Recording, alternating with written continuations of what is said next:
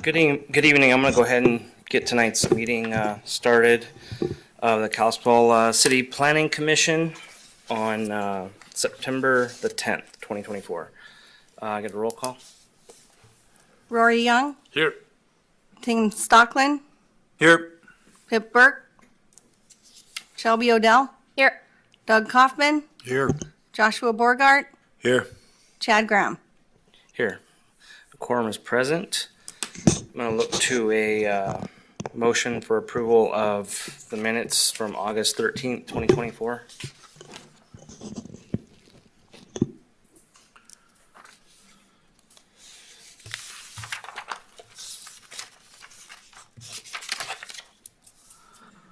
I move to approve the minutes from the August 13th, 2024 meeting.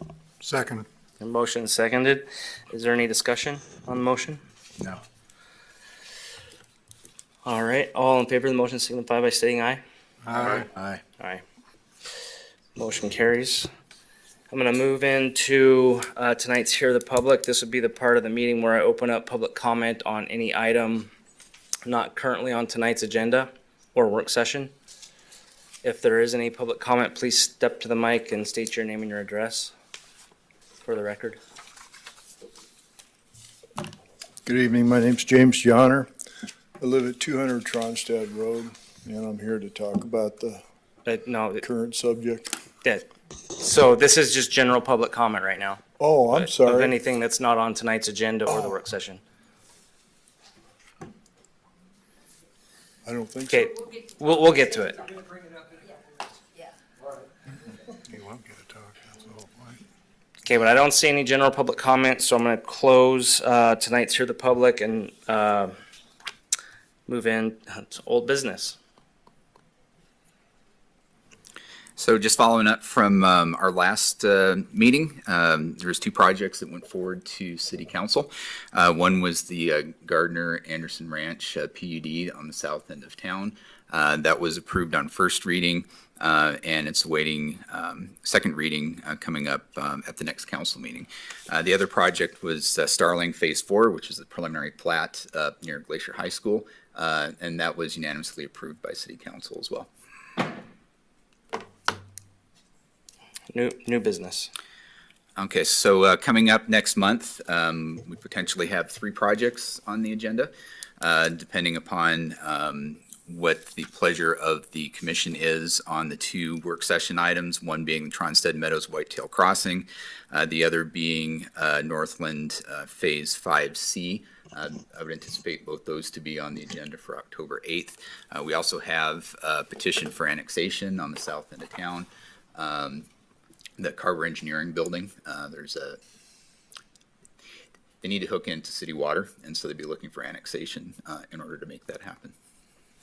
Okay. Sounds good. So this was kind of an unusual meeting. Before I go and adjourn the meeting, I want to just point out that that was our meeting for tonight. Now we're going to be moving into work session with the items that are on the list, the two that are on the agenda for the work session. So at this point, I'm going to adjourn the meeting. There will be an opportunity And- for comment. And so the way that this will work is there's going to be opportunity for public comment. We're going to go through the material, through the presentation. And then at the end of the presentation, when we get to that do discussion, I'll open it up for public comment. There's two items tonight.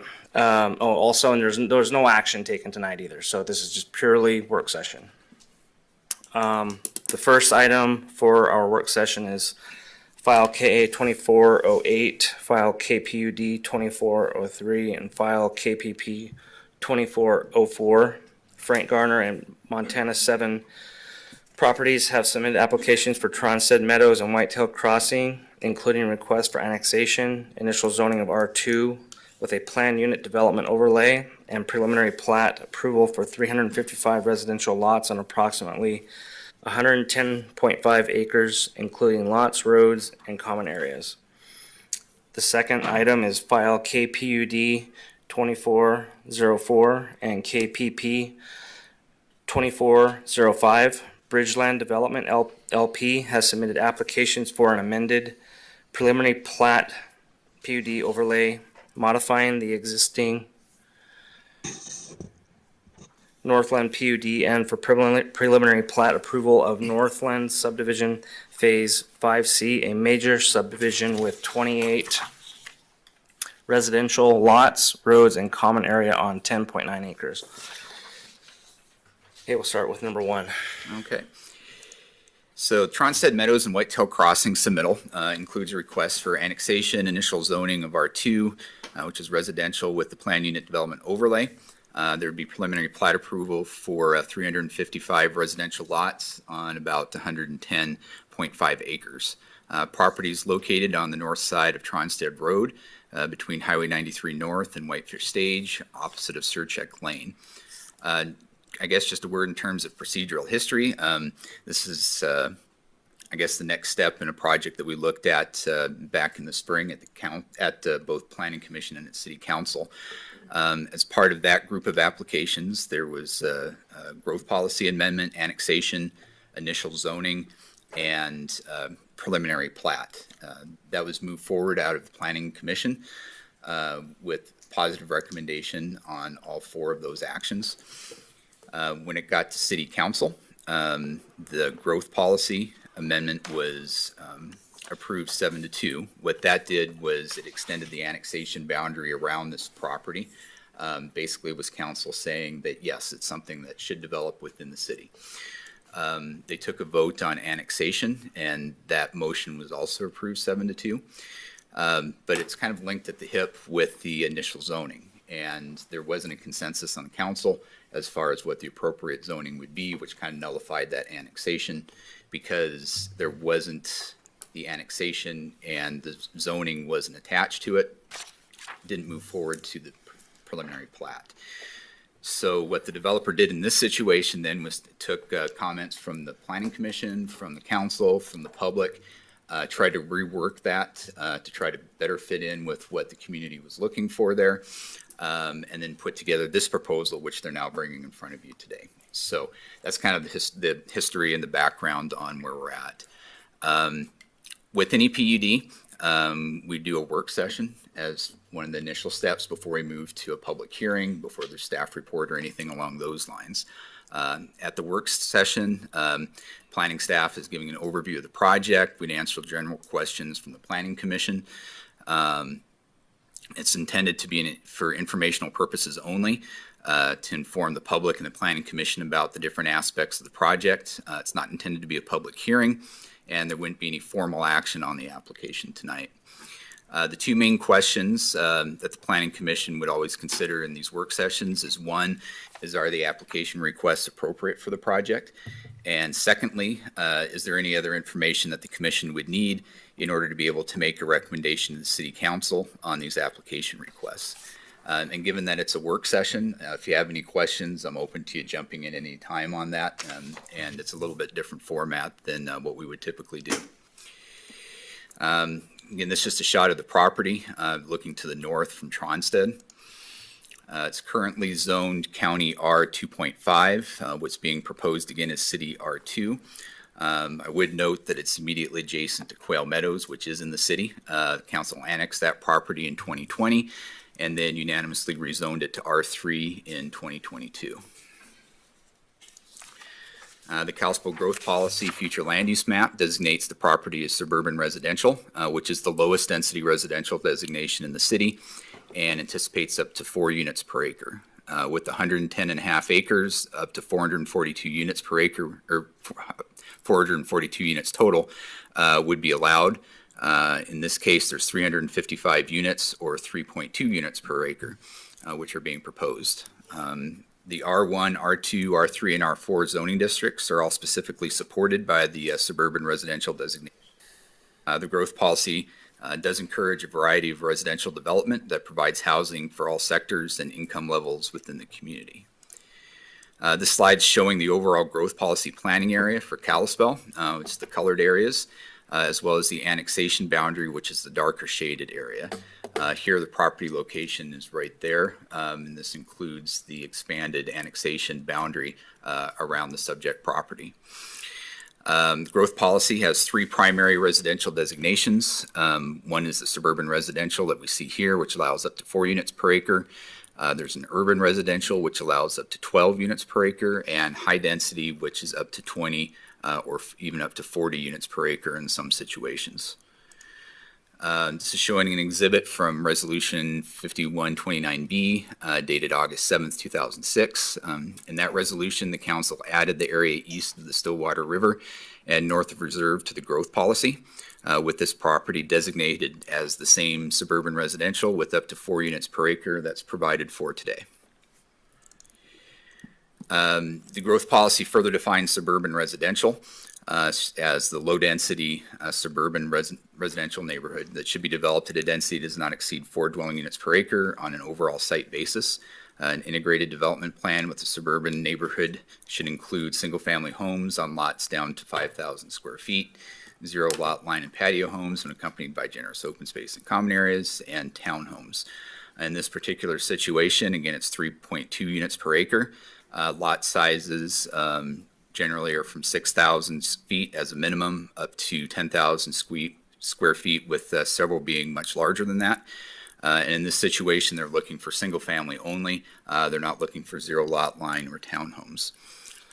Also, in terms of housing needs under the growth policy, there was a recent study by the Bureau of Business and Economic Research at the University of Montana from February 2023, which found that, quote, Flagler County needs to add almost 1,500 more housing units each year in the next 10 years to accommodate what we consider to be a very conservative scenario for population growth from new in-migration. Over a 10-year period, the cumulative amount of new housing additions are estimated to be 14,800 for the county. The adequacy of any single development or even groups of developments to address the housing challenges faced in the coming years should be judged against this aggregate need. This is showing the new layout, including a phasing plan, just kind of stepping through a few of the changes. You would see a reduced density from 380 units down to 355. Lots would be 6,000 to 11,000 square feet. About 40% of the lots in this updated proposal would be 10,000 square feet or larger. 10,000 square feet, for reference, is the minimum lot size in the R2. Also, how lots are organized, they were intentionally laid out to have those larger R2 size lots with 10,000 square feet or more along the outer perimeter, which would allow for buffering from the existing neighborhoods and homes in the surrounding area, with the more dense areas more concentrated in the center, so you don't have that same direct impact on the neighbors. They were also including 30-foot common space that would incorporate the existing trees as well as a walking path that would provide some additional buffering between the lots they'd be developing and the existing properties that lie to the west. One of the other changes is in terms of the phasing and how that was going to be incorporated. Originally, they were starting closer into the existing development, which does allow for a shorter run of utilities. But in this particular case, they're kind of flipping that, running from phase 1 off in the southeast corner and then working your way over, which would delay the impact, the immediate impact anyway, on the neighbors to the west.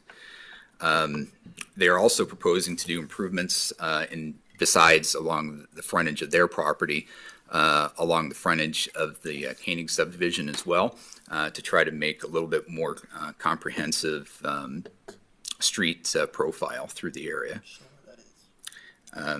That's through this stretch right through here. And that would also tie into Quail Meadows. They would include several parked areas under the subdivision regulations, as well as the PUD. 0.03 acres per lot would be required, which would be about 10.65 acres in land, or the equivalent in amenities. So you don't necessarily need that full 10.5 acres as part of the development. Their plans do include things such as dog park, playground area, and that walking trail. It's just kind of stepping through, and if you have any specific questions, these are the enlarged areas because it can be a little bit difficult to see on the full scale of that. But this is kind of stepping through Again, starting on the Phase 1 area in the southeast, moving up to the north, moving up to the northwest corner. I know from the last time there were some comments about the potential connection into Highland, and as with the last proposal, there's no actual road connection there. There's a road reserve, which would allow potential connection for utilities in the future if there's failing septic systems or for some reason that neighborhood wants to connect into that. For example, if they wanted to get down to the traffic signal that may go in. But anyway, it's just a roadway reserve that would be in that place. And again, just working way around the project back to the southwest corner. There were a few deviations that they'd be asking for as part of the PUD. First, which isn't a deviation exactly, but they are proposing that there would be no ADUs or accessory dwelling units on the property, and also no short-term rentals. They would incorporate that into their covenants. Under state law, that's something that we generally can't require as a condition of approval.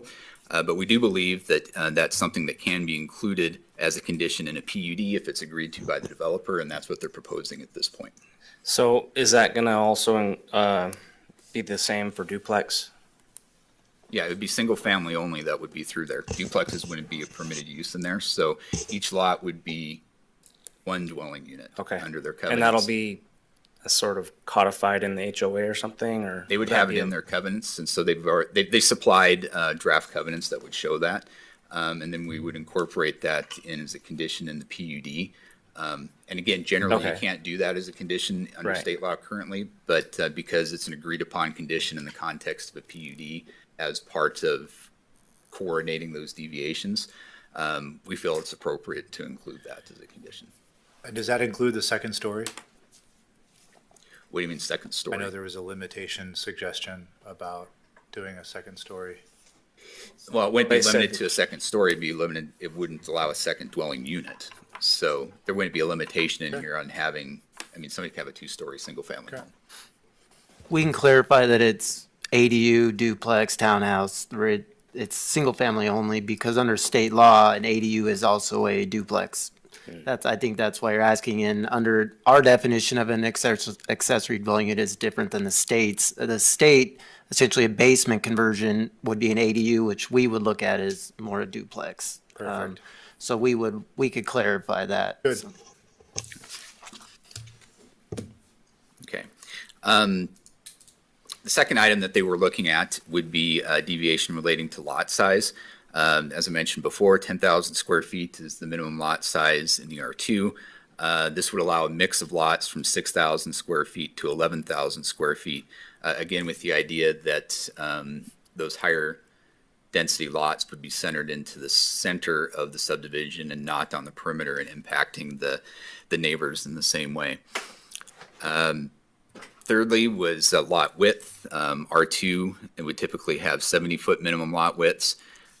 Here, you would have a reduction down to 57. Most of that reduction would be, again, in that center area, we'd see the more density. I would note that generally speaking in the R3, which was the earlier proposal, 50 feet is what the minimum width is. So this would be a fair amount wider than what you would have in the R3, even in the denser lots towards the center of the project. Fourthly was lot coverage. R2 generally allows 35%. They were wanted to allow up to 40% on some of those smaller lots. Again, R3 is typically 45%, so this wouldn't take that lot coverage to that same level. But generally, as you get smaller lot sizes, bumping up the lot coverage is something that you typically see through the zoning ordinance and in PUDs when we look at varying lot sizes through a development. And then lastly was relating to setbacks, and that was in a similar vein, reducing side setbacks from 10 feet to 5 feet on some of those smaller lots in the center, again, when you're getting a little bit less room to work with on one of the existing lots. And that was it in terms of the deviations, all relating to zoning. There were no subdivision regulation deviations that they were requesting as part of the proposal. Would note, and I think I touched on that, would be improving the frontage of the property as well as in front of the Koenig subdivision, bringing that up to the city collector standard. The Highway 93 Tronstead intersection, they are proposing an improved intersection, including a traffic signal that's based in part on TIS. It's also based on a letter from MDT, which was previously provided to the city, which agreed conceptually with certain improvements subject to an approved engineering design and, among other things, the developer's agreement. In a nutshell, MDT would allow the majority of the intersection improvements to occur prior to the first phase of the subdivision. Improvements would include the road realignment, a northbound right turn lane on a Tronstead, the reconstruction of left turn lanes on the highway, and underground infrastructure for the signals. In addition, MDT agreed to pay the cost of realigning the northbound and southbound left turn lanes. Phase 2 of the intersection improvements would be the installation of the traffic signal and any needed ADA or pedestrian facilities at the intersection. The timing of the installation of the signal would need to be based on MDT approval, which would not only take actual homes constructed into account, but also could potentially take other background data, which could accelerate the timing, which is an important point. Historically, MDT has looked at actual construction, but they're moving more towards a model that would account for some of the projected impacts of a development and would include it in a way that they may not have done in the past. So since we're at this point right here, I was gonna kind of wait maybe for this discussion until it was done, but I'll just jump in here, I guess. So we know what the previous discussion about the stoplight has been in the past meetings. And I think since then, a lot more, has come out as far as comment about the need for traffic mitigation at Highway 93 in Tronstead. So it's kind of like what comes first type of a thing. In the traffic study, it did go through and say, and I guess what I'm wanting to go through and do is I want all the information that we have about the impact the subdivision will have on that intersection to be used as part of the warranting process to go and install that traffic light. But one of the things that really bothers me is it could be a showstopper for me if I don't get what I'm wanting on this. The traffic impact study says that the warrant will be met, I'm paraphrasing, by meeting higher crash data after the development is built. So, meaning right now the crash data isn't, and that's one of the things they take into account, there's other things, but the crash data isn't to the point to where they would like it to be, but it will be after this subdivision goes in. So what I'm saying is I'm not looking for that. So if we can, and this is up for discussion, but what I want to see is I'd want to see a condition that prior to development of the residential development that the stoplight go in. Or 2 months So the board should make that discussion. You just would have to make the finding. You've got a lot of public comment, what you said. Typically, we look at the objective analysis in a traffic impact study, which doesn't include public comment. Supreme Court law allows council to consider public comment in its decisions, certainly when it comes to safety and such, but you would have to make that finding. It may be in contradiction to the state, but the state would have to figure that out. And well, where I would be with that is exactly that. We've heard the public comment. It's one of the things that I've gone through and said, we all live here. We all know what that looks like up there. This is one of the most developed areas in northwest Montana at this point right there. So I'm just thinking that this project, if it's going to be successful, it needs to go through and have the proper traffic infrastructure available to it. And I mean, I'm interested in here with the board. I mean, don't want to cut you off on this, but maybe this is a good time to talk about it. It can be, and Keith can certainly weigh in on that because he knows a lot more about traffic impact studies than I do. I would kind of note that they're not MDT's not looking just at the number of crashes out there. There's a number of different warrants that they would look at, and it's one of the criteria, but not the No, only criteria. So, I totally get that, but when I read that, I was like, well, it's, right. And I guess before you jump in, just to kind of finish the thought I had on the TIS, is the TIS also, would include information on the Whitefish Stage Tronstead mitigation, which would likely add a turn lane over there, and also dealing with the roadway capacity. And I know that there's some work going on with that to show that that's met. Anyway, getting back to the point with the traffic signal and the main intersection out there. Were there additional comments or questions or?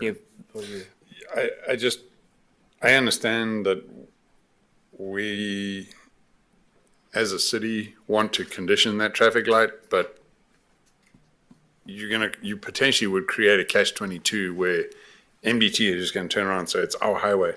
then they can do that. Can't tell They us can what to certainly do. do that. If they want to go through and stop any construction of further inventory, they can certainly do that. Well, and the whole point of putting in a traffic light is to help, like, control that traffic in the area, but they're also not slowing down the speed limit. They put in that traffic light at Stillwater, or not Stillwater, Rose Crossing. It's still 65 right as soon as you get out of Kalispell. So you're heading Holland doing 65, maybe 70. Light turns red, no warning. So they put in another light after that, still doing 65. Like, that's too many lights in one area for a 65 speed limit. So I just don't think that's a good idea. Well, either. the speed limit is probably going to be adjusted. I would hope so, because that would make more sense. Right, and MDT is looking at a corridor study up there, and that may. That was something that was completely separate. That whole corridor study. It was is separate. it's separate, but it's definitely relevant to what they're doing here. But generally speaking, you wouldn't be looking at speed limits relating to a development, but that corridor study and having MDT look at that based on development that's happening around there. And what is where they would do it. I'm getting at is, I mean, it's a foregone conclusion. This thing's going in. And so I feel like we're playing semantics here when it comes to when it goes and happen, when it doesn't happen. MDT, they're going to say that it's going to happen at this point. And hey, okay, they can do that. But I have to vote on this thing. And, when I'm reading something like, well, the crash data will be met after the subdivision goes in, whose kid is that? So I guess if I have to leave it up to MDT to go through and determine how they're going to go and get to the warranting part of where there's other ways they can get warranting, I'm pretty sure. And,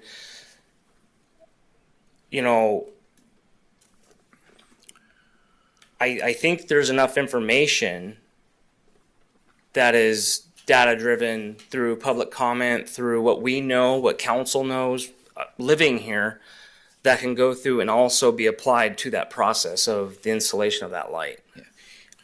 Keith, can you I guess kind of I would, highlight what the warrant process is, what they look for? Yeah, so there's 9 warrants that they look at, and I guess kind of taking a step back at this intersection, part of the issue in the warrants is that there's currently a left turn prohibition due to that pork chop. So We defeated ourselves when we went through and put that left-hand turn in there, or that right-hand turn for the other one. So that's kind of, sorry to interrupt, but that's kind of what I'm saying is we all know that thing needs to go there, but when the pork chop went in, it goes and pulled data away from causing Right. the warrant. So that's why they're looking at the I can't remember what year it was, 2022, 2021 data to show what the turning movements were at that time so that they can project forward what they likely will be. And when they do that, the first 2 warrants would be met based on those turning movements. And then also there's another warrant, I think it's warrant 8, which is more about the functionality of the corridor as a whole, which the DOT could look at and say, it makes sense to have another traffic light here to create gaps for the other uncontrolled intersections along the way. Right. It works good as a corridor and a whole. And then the other one he said may be met at some point would be the accident analysis. So I looked at that just today for the last 5 years. There was a fatality in there in the last 5 years, but it was an impaired driver on a motorcycle and speeding. Not to say that that's not serious and shouldn't be taken lightly, but it's hard to account for that just in any intersection control. There were, I think, 4 other accidents in there, a couple of minor injury, one property damage only in the intersection. So I think what he's getting at in his analysis is that it doesn't meet it today. It could in 3 years, but that could be with or without the development. It really depends on what happens at that intersection as far as the accident analysis goes. Right. Is there anything in the state from these type of warrants that has allowed for the lack of using that particular warrant, which is the accident, as a guideline from a legal perspective? Is it a relationship? And I just want to make sure we're on the same page here. Is there a legal problem to putting in the light prior to the event? From a cost perspective, is there some type of state issue that we're up against here? I think historically, the reason that MDT would be hesitant to move forward with a signal is if it's not warranted, you tend to increase your rear end collisions at any traffic light when it goes in, any stop condition. And so there's a risk to that. And so they try to eliminate that liability by only following the Federal Highway Administration warrants for installation. And then, they're removing that risk because they're doing a best management practice for the intersection. In this case, they've agreed to, allow some of these improvements to go in prior to the warrants being met. And then the signals would basically go in once the warrants are met. And what we expect those warrants to be would be the 4-hour and the 8-hour analysis, not the accident analysis.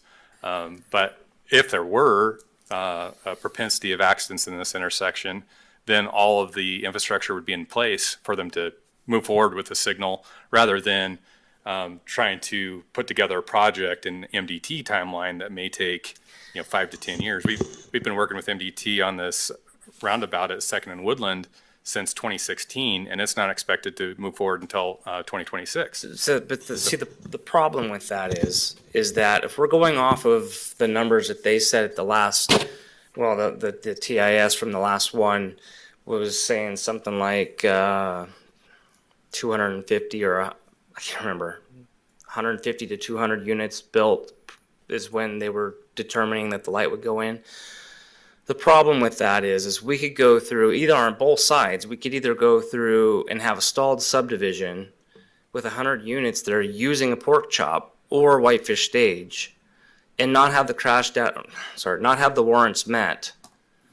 Yeah, and I think what they've said in that letter was that they would be open to using analysis to determine when those would be met rather than actual data.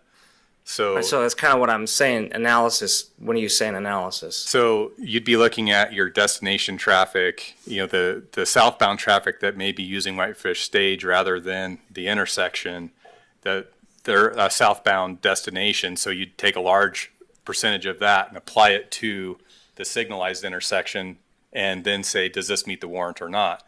And so that's what they've agreed to in concept. And then going to some of the point with some of those numbers, the numbers you were putting out there, I think, was the numbers that the TIS was showing under what MDT has traditionally done with analyzing when a signal would be warranted to go in. But they have made it pretty clear that they would be looking at, as Keith was mentioning, a number of other factors that could accelerate that time frame quite a bit. So that'd be kind of the worst case scenario in terms of the numbers, but they were certainly open to bringing something in much more quickly than what that would be. Well, however this moves forward, I mean, I don't know how the board wants to move it forward, but I mean, I'm going to be. Yeah. I've got a real quick question. I know that you don't necessarily have the answer, but I do want to explore this thought. Is there any other state besides the state of Montana in this particular case that would ignore federal guidelines to actually stand up for their citizens? i.e. is there a way out of this without sticking to those guidelines and having our own guidelines? I certainly don't know the answer to whether I other expect states it. are I doing think it. it comes more around to the idea that there's more ways to get to the warranting. Correct. And I certainly think that what we hear from the community, what we hear from our council, what we hear from the planning board, people that live here has to come into account for some of that.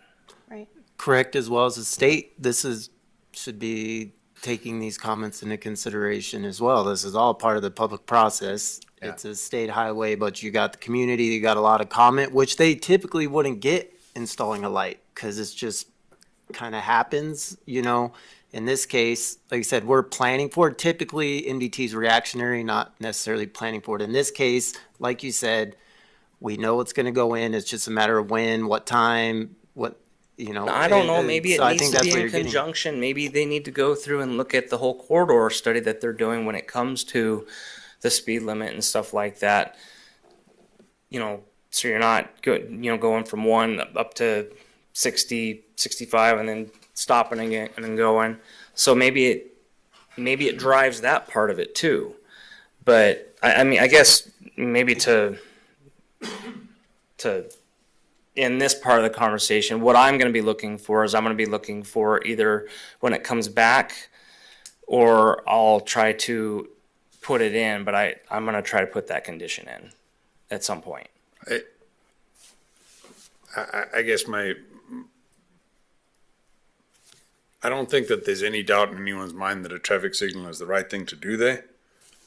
My hesitation is that we create either a catch-22 where the subdivision cannot move forward because they cannot get a traffic light, or we create litigation for the city where we deny a subdivision based on something that is not a finding of fact. No, Whitefish got sued. Whitefish won their lawsuit because of the very things that I'm saying, that input from the community leaders about things such as this, they carry weight. Right. So And you're so right. I'm not against the light. I guess I know. I would, if we were to come up with a finding of fact, I would ask staff for support from legal that what we are creating as a finding of fact will stand up, that the city attorney is willing to defend that if it should come to that. Yeah. Yeah, and it's certainly, going back to the lawsuit that Chad was talking about. State Supreme Court did find that, Planning Commission and ultimately City Council can weigh the evidence. They don't have to rely solely on a TIS. They can take other things into account with that. But to your point, you do need to have findings of fact to support that. You can't be arbitrary and capricious in that type of a situation. But if you do appropriately formulate findings based on what's in front of you, that is a direction you can consider going. And the other thing is just the precedent, the precedent that we've set. We've had 2 other subdivisions that have had similar comments about dangerous traffic on 3 Mile, No. where we have accepted that MDT's warrants will become valid at some point in the future. But it's not a 65-mile-an-hour speed limit where people are turning. And I would even go through and say this is different than Silverbrook. Silverbrook, you go to Kalispell and you're making a right-hand turn. You got people that are right now the way it is, outside traffic coming through there and making illegal lefts and everything because of the pork chop. We can't get to the data that we need to get the warrants because the pork chop is in place. And so it's even different than Silverbrook. So believe me, I thought about that. I thought about that long and hard about why was I okay with going and seeing that on 3 Mile. And the things that I heard about on 3 Mile was more of the annoying nature. It was the wait times. It was, I have to redo my schedule. And you know what? That's what happens with growth. Yeah, you might have to leave 5-10 minutes earlier or something like that. But this, I'm seeing this as a true nightmare for bad things to happen. So that's why I'm hitting this as hard as I am. Well, you had said something about the light will somehow fix like potential rear end accidents. There's already a stop sign out there everybody knows about, so I'm not sure what the difference would be with the rear ending and whatnot. The lights actually create rear ends. So there's stop signs on the east and west legs, but there's not on the north and south. So when you Right. install a signal, you have a higher incidence of rear ends. So the southbound 93 Whitefish to Kalispell would be the big one, because you'll have the stop control down at Rose Crossing headed north, but it's more the southbound from Whitefish. Right. So Traveling 65, 70 miles an hour that now has a new light. So that would be the stop Well, if that they would put be up the those potential issue. flashy lights to warn you, that does help a little bit. That helps going toward Kalispell. Like I said, going toward Whitefish at Rose Crossing, there's no warning, and then that's what we need over there. So if you had that on both sides, that might help with the traffic light, with the flashing, because I always see that, and that helps me a lot. And I got a lead foot, so. So I guess when you mention the rear end accidents because of the light, and that becomes something that is, I guess, what they try to prevent. So when you go and you put something like this in, and you don't have that infrastructure there to go through and handle, well, I'm not gonna beat a dead horse here, but wouldn't a T-bone crash be worse than a rear end? Because For I sure. mean, look, people turn left. They go around the pork chop. They turn left. It's illegal. They're not supposed to be doing it. But when there's a fatality, nobody cares if it's an illegal turn or not. There's a person that's dead or something. So what I'm trying to figure out is when you've gone through and approved something and you've put the capacity out there for that to happen, so then who is that on? If they're going through and saying they don't want to put the stoplight in because of the crash data that it could cause the rear ends, but then we go through and we put the use in and then you get the T-bones, where does that? I would just like also to add a little bit of corkscrew here. If the logic is that the worry by the state is that they're worried about rear ends, then how did they justify reserve? I don't get it. That is what my mom used to call horse caca. I don't get it. So if you can respond to them and say, please explain yourself with some logic, so we can actually have some normal response rather than we don't want to spend money because we're the state of Montana and we have to abide by federal guidelines. I don't know if I care. Ultimately, again, it comes back to their intersection, and they're the ones that care, I guess, how they're putting themselves at any kind of risk. And you're right, the severity of a crash would be a lot less. The incidence of the crash may be a lot more. And so, you still have injuries, you still have property damage with any type of accident. If you're increasing the incident and decreasing the severity, there's still cost and injury associated with that. And so that's why they use these warrants that are applied nationwide to all these signal intersections. Wait, are you saying there's cost with development? Cool. Yeah, this Just is wanna a make sure we're on the costly same page. improvement. Yeah. All right. Well, So you just have to make the findings. A lot of what I heard are really good findings. If that's where the commission and ultimately the council feels like it should be, if they're tied at the hip, yes, there may be a catch-22, but the council's saying, based off of the planning commission and the council saying, based off of the public comment we've received, based off of safety concerns, it's got to go in now, meaning house number one. I mean, that you would just have to make that finding and go from there. I mean, we're not voting or anything, so I mean, it's just. I'm just, But when the staff report were to come forward, Yeah. and the condition, that finding's going to have to be there in order to warrant that. So So what would your proposed condition be? Yeah, I'd be interested in hearing that too. I'll just Honestly, for the state to create maybe a different allotment for this type of safety risk. I'm not an engineer, right? And when I go about my tasks in my job, I know that I have certain risks that I need to assess. And so therefore, in this particular case, is it warranted to go about this? And obviously legally, this is not to be just trampled on, where from a litigious perspective, the state exposes itself to massive amounts of risk in the future.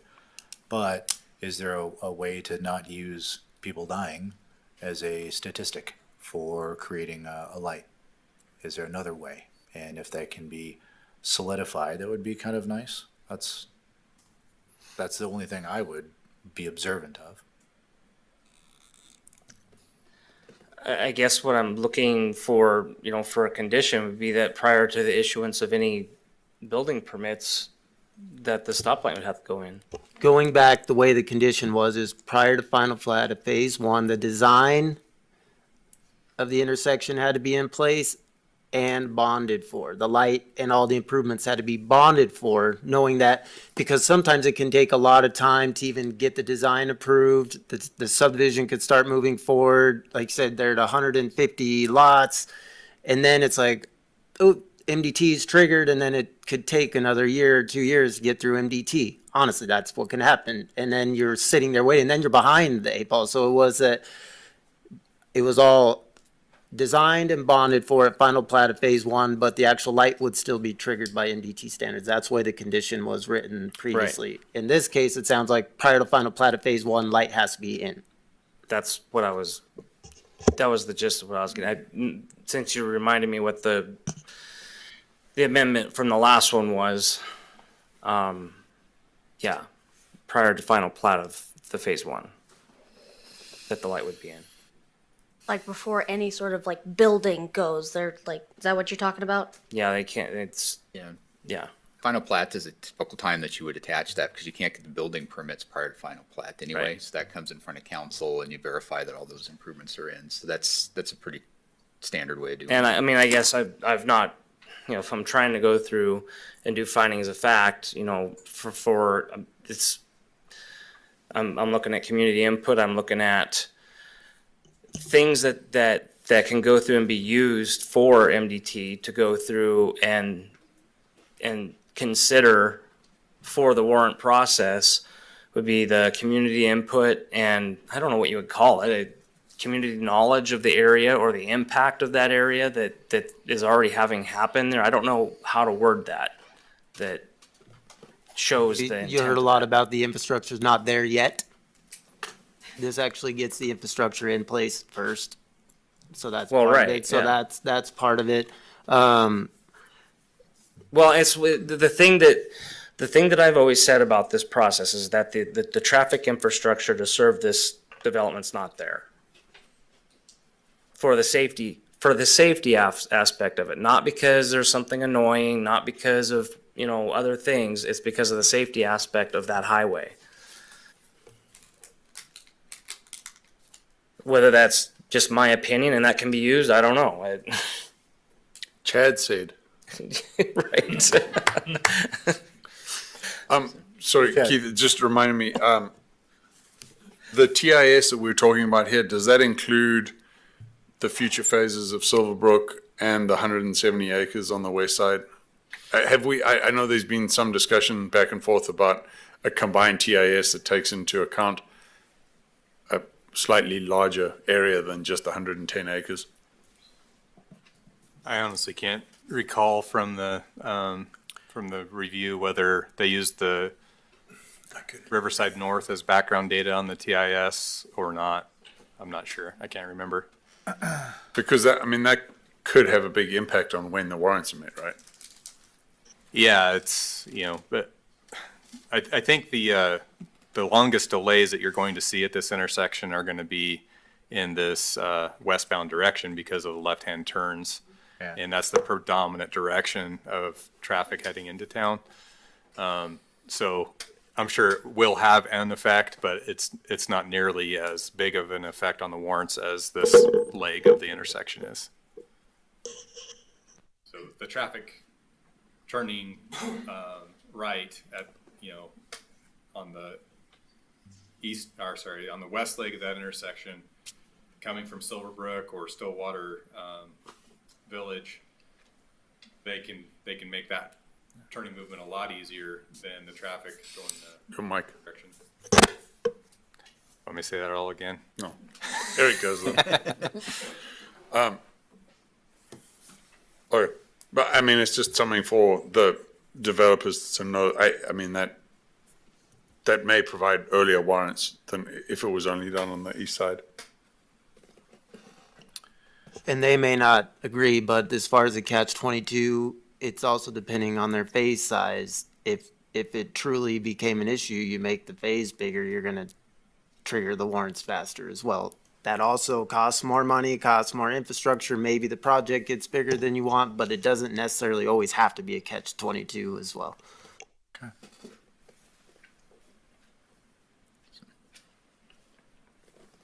Meaning you could final plat 250 lots. Silverbrook did it on the west side. I mean, they put a lot of infrastructure in up front in Silverbrook. It doesn't always have to be 30 lots at a time. It can be a much larger phase. Yeah, but I think the warrants have to be actual. They can only be projected a certain amount into the future, right? My understanding with this case is that they're willing to use projected. Okay. Ooh.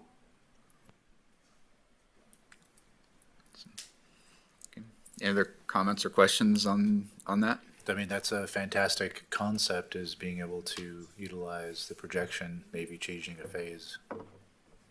Just- Cool. I did. Back to the variances, you listed the variances that are being, or the deviations, excuse me, that are being Yeah. requested from the underlying R2 zoning, but I didn't hear the, what the offset was. Is that the 3.25 units per acre as opposed to the 4? That could be part of it. Part of what you're looking at too is some of the buffering that's in place. Some, going along the west side of the property, that's not something that you could typically attach as a condition going through a standard plat.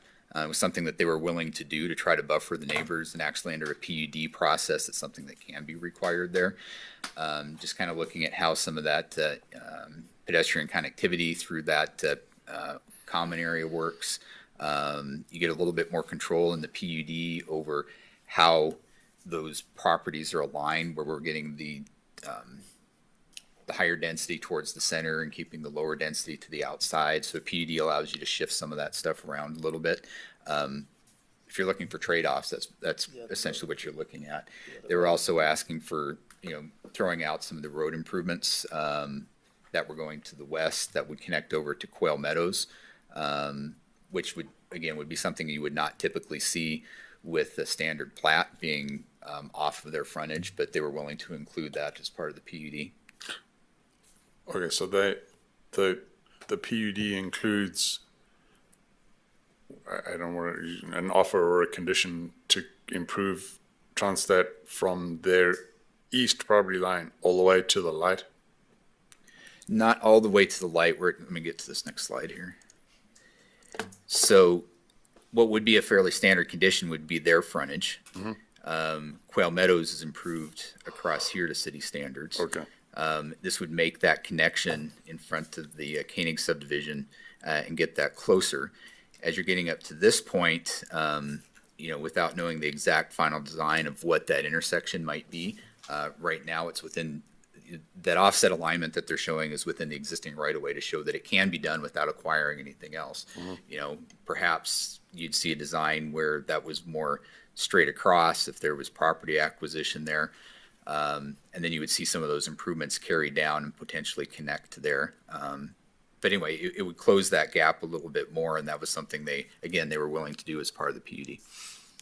But it's only on the north side of the street. It's only on the north side of the street, and again, that's pretty typical. You usually don't improve the opposite side as well.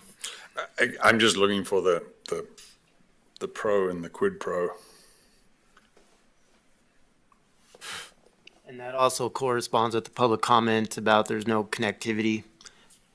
yes, there'll be a bit of a gap there to the west, but that's also a future development area. I mean, there's a vacant land which will be right there to light. That's going to develop, and it won't be long before that path would connect, which then connects to the highway, which connects into Silverbrook up to the commercials. So, but that gap there in that residential subdivision, there would be no means to improve that otherwise.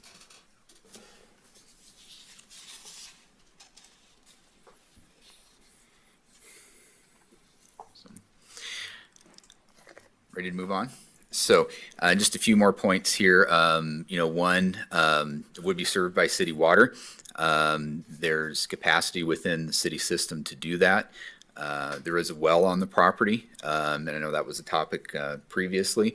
The city wouldn't be directly tying into that, but may potentially put a well in next to that. In terms of water rights, under our subdivision regulations, developer would dedicate their water rights to the city. So in this case, the water rights that would be associated with the developer, not any other water rights that might be associated with the property, would come to the city. The city would then either use those water rights on this property, potentially with a new well, or if there was something about that site that wasn't conducive to having a city well, those water rights then could be used someplace else. And that's typically how water rights are transferred and how water capacity is addressed in some of these subdivisions. Sewer would be city sewer. Again, there would be capacity within our system. Stormwater would be designed per standards for design and construction, and it would utilize storm drainage facilities on site to address that. City standard is that you're not going to have runoff going off property at a greater rate post-construction than pre-construction, so you shouldn't see additional runoff coming off in excess of what's currently there today. With that really wraps up everything. So if there was any other questions or discussion, That's that all the I had board to wanted wait. to It have. was just, Yeah, good job, Chair. Just looking through some of the public comment, do we have did I see a tax breakdown? Because someone was saying that there's going to be an impact on taxes, but I think that's a net positive for the city, isn't it, with a subdivision In usually? terms, if you're talking about the cost of services analysis, there'd Yep. be something that would be tied in with that we typically do, and there would be a net positive to the city, both pre-construction and post-construction. And then there's one other public comment that deals with schools, and we cannot deny a subdivision based on school capacity. Is that correct? Yeah, under state law, when you're reviewing a subdivision, impacts on schools can't be the sole reason for turning that down. School district didn't have any real concerns. We talked with them twice about this property, and they didn't have any real concerns about that.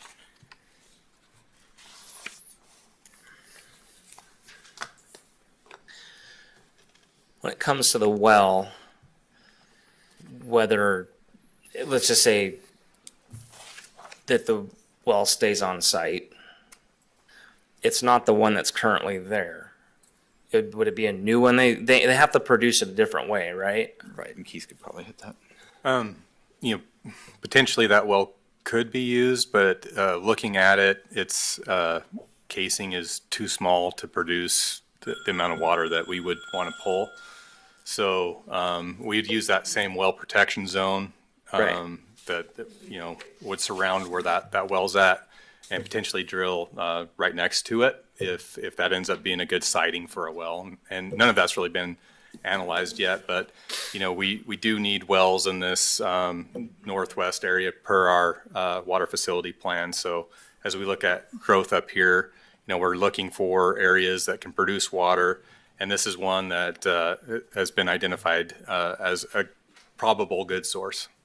And prior to, if it were to go here, and it was a different well or whatever, prior to us putting a drill underground or whoever, does that water get tested? Yes. Yeah, so we'd look at the water quality aspects of that well, and then also, pull out the drill logs from the original construction and use that basically as a test well.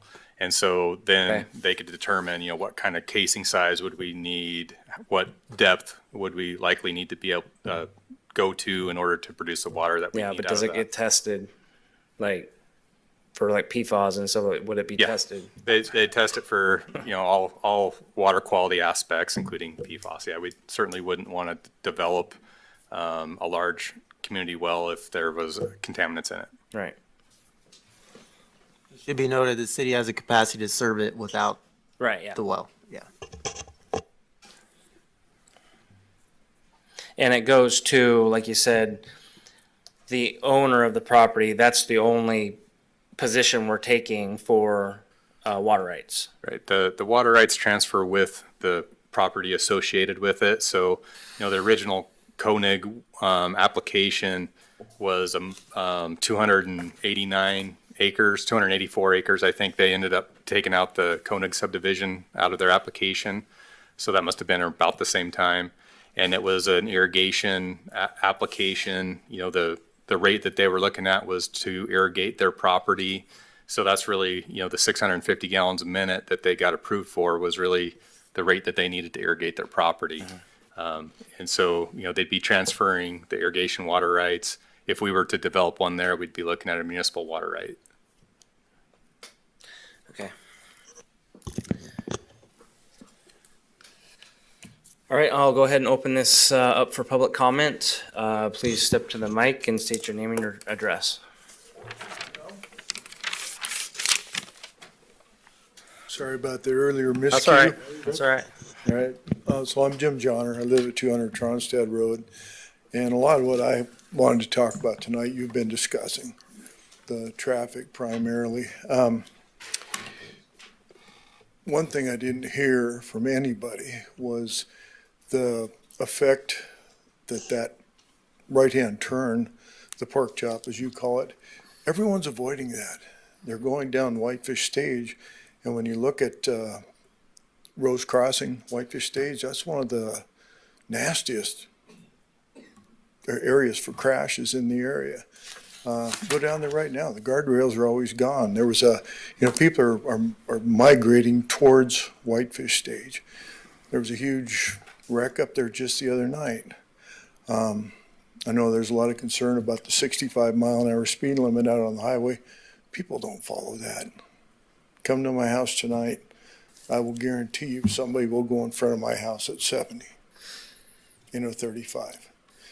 And it's not an issue with the police. Those guys do their job. They're just spread so darn thin. So when we start packing people in like this, I mean, you take away 25 houses, that's nothing. It really isn't. The density in the center of that thing is, no matter what size the lot is, there's still 2 cars for each lot there. And that's going to be a tremendous impact. I am concerned about the water. I know when he was doing his test well, Mr. Keening was, mine well started sucking air. So when more water's taken out, and he never used that much, fortunately, but that'll be an issue. So there's been people die on this road. I know that they were going to widen that quite a bit, and on the Quail Meadows, and it quite a bit is this much in their mind. Go out there right now. There was just about a rear end collision yesterday morning. There's skid marks for 70 feet from people driving too fast out there. So it's a big thing. And then we're going to make the problem worse by putting another 350 people out there. So, but a lot of what draws people here are the nice wide open spaces and everything. We're destroying that. And I know you guys are not supposed to disallow every development, and I've heard the comment, this is going to go, but it needs to be done right. And this is not right with that many places there. There's just, drive out there and see what it's like. It used to be a rural area, and I've been there forever. 93 was still a 2-lane road. And, everything out there is built to specs, state specs. And before it was even done, there were people dying out there. So it doesn't matter what they do. People need to slow down. And when you start putting more people there, and we've all seen it with the amount of distracted driving and that sort of thing. And people have died on Tronstad. It's going to happen again. And like you said, whose kid's it going to be? So, anyhow, that's all I got to say. Thank you. Thank you, sir. I gotta pick my son up for football. Go really quick. Jessica Boober, 250 Highland Drive. I just want to address Highland Drive really quick. I know that they say we are not going to use this as an entry or an exit. Just the traffic, the way that pork chop turns right. There are always people cutting into Highland Drive, banging U's, going down that road, and that is only going to get worse without a stoplight going across. And people come down the road. There's only 14 homes on that road, and our traffic is crazy now. People just, because you have to go right. And I also think that no matter what comes of this, when you Google Maps this property at some point in time to go there, you are going to go down Highland Drive because you're going to look at it and there will be a bump gate, there will be an emergency exit. That is a dirt road. I know this development is coming.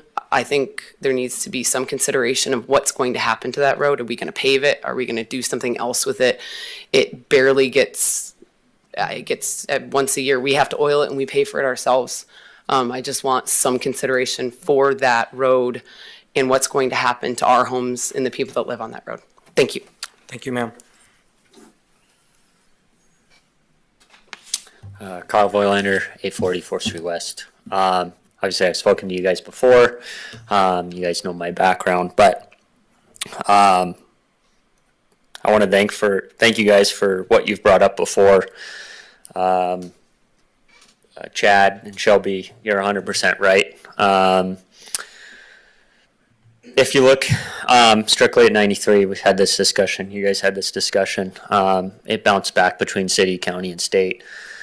No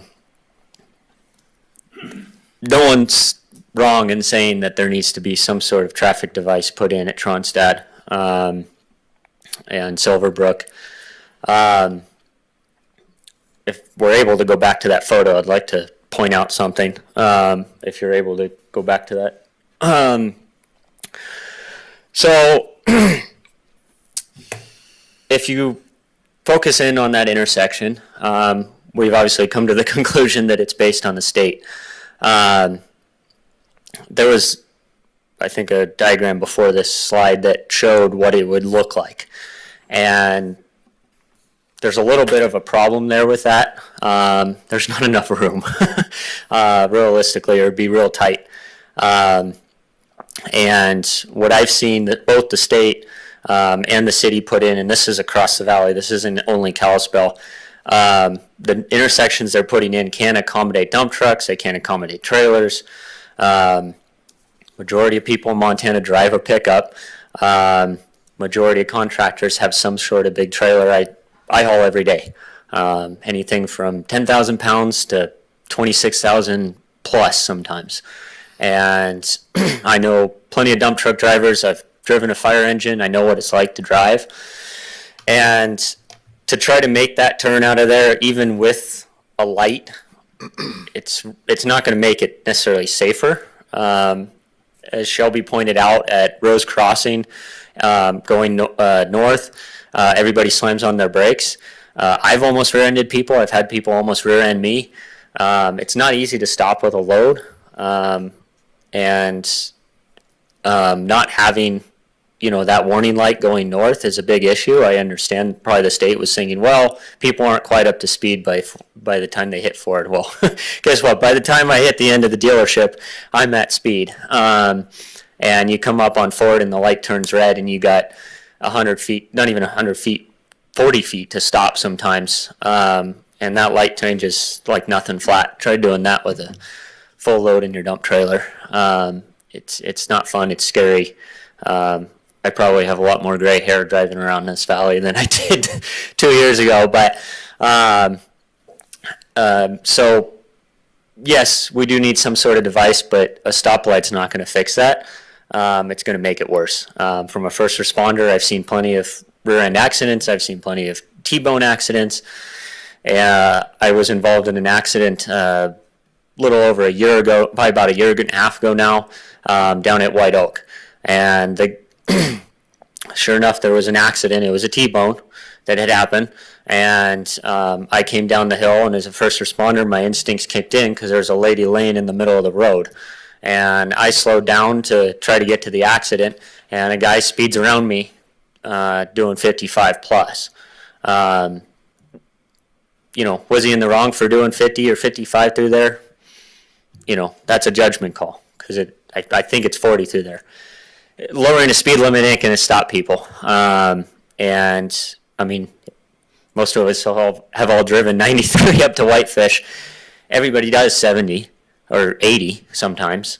And you get the one person doing 55, 60, and you're speeding around them and having to cut them off and slam around, and everybody's jostling for a position. So, this pork chop thing just, again, it made it worse because now you eliminate the left, but now everybody's going up and turning around, and that's worse. Trying to cut across 2 lanes to make a left with a trailer, I do it all the time because you have to with the suicide lanes around here, but it's scary. That intersection right now is pretty bad because us guys who drive with loads, we want to avoid the busy roads where we're going to be congested. So we come down Tronstad, we can't make that turn. My trailer's half the trailer is in the ditch. And that's not because I'm a bad driver. That's literally I'm over as far left with my truck as I can get, and that's what the length of the trailer is. So I don't know whose decision it was to put in that pork chop. It's probably a 50-50 on that. Since we have the map up, I'll touch on Tronstad again. We're going to go to the city standard. Well, the city standard isn't all that great. They say they're complying within federal regulations. They tried to do it on 8th. It caused problems. Fire engine can't get down 8th, let alone somebody with a plow on the front of their truck. We'll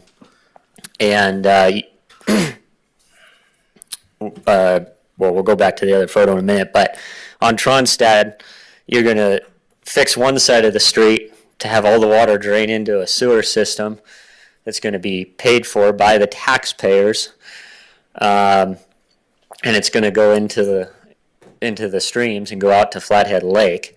Right now, the water that's on that parcel drains into the soil and goes back into the aquifer that feeds all the homes nearby and the farmland nearby. So you take that out, I mean, that's by the time that's built, if it ever gets done all the way, you're millions and millions of gallons that you're just flushing down the Flathead.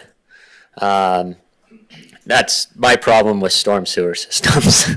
So on Tronstad, again, I'll bring up the plow issue. Same thing as Church Drive. The city's not going to plow it. They don't plow Church. They're supposed to plow half of it. But to have a plow truck go 100 yards down the road, flip a U and turn the other way to plow half a mile, they're not going to do it. It doesn't get done. The county comes in, they don't mind doing it. It's easier for them to just take their grader straight down to 93 and pull up at 93 at the dead end. I used to clear those sidewalks for Silverbrook, and I actually have a photo of Silverbrook, so you guys can all see what it really looks like, because it's nasty out there, and the same thing's going to happen with Tronstad with all these homes, and people are going to be getting stuck. The fire department can't get through. When you look at the plan for the subdivision, it's clearly too many homes in the first place, but you can't get a ladder truck in there. I think the only engine you could get in there is maybe a Type 3. You could get a ladder truck if there's no cars, or you're really, really careful, which is going to slow your response time if there truly is a structure fire. And then the other issue is if something major happens, how the hell do you get out? You got 2 exits basically, and both are major roadways right now, And we're waiting on the state to, like you said, Chad, to warranty putting in the light or putting in a stop sign at Whitefish Stage. Realistically, it's never going to happen. Or if it does, it'll be 10, 15, 20 years off. And we know that with the state. So I'm glad you guys are paying attention to that.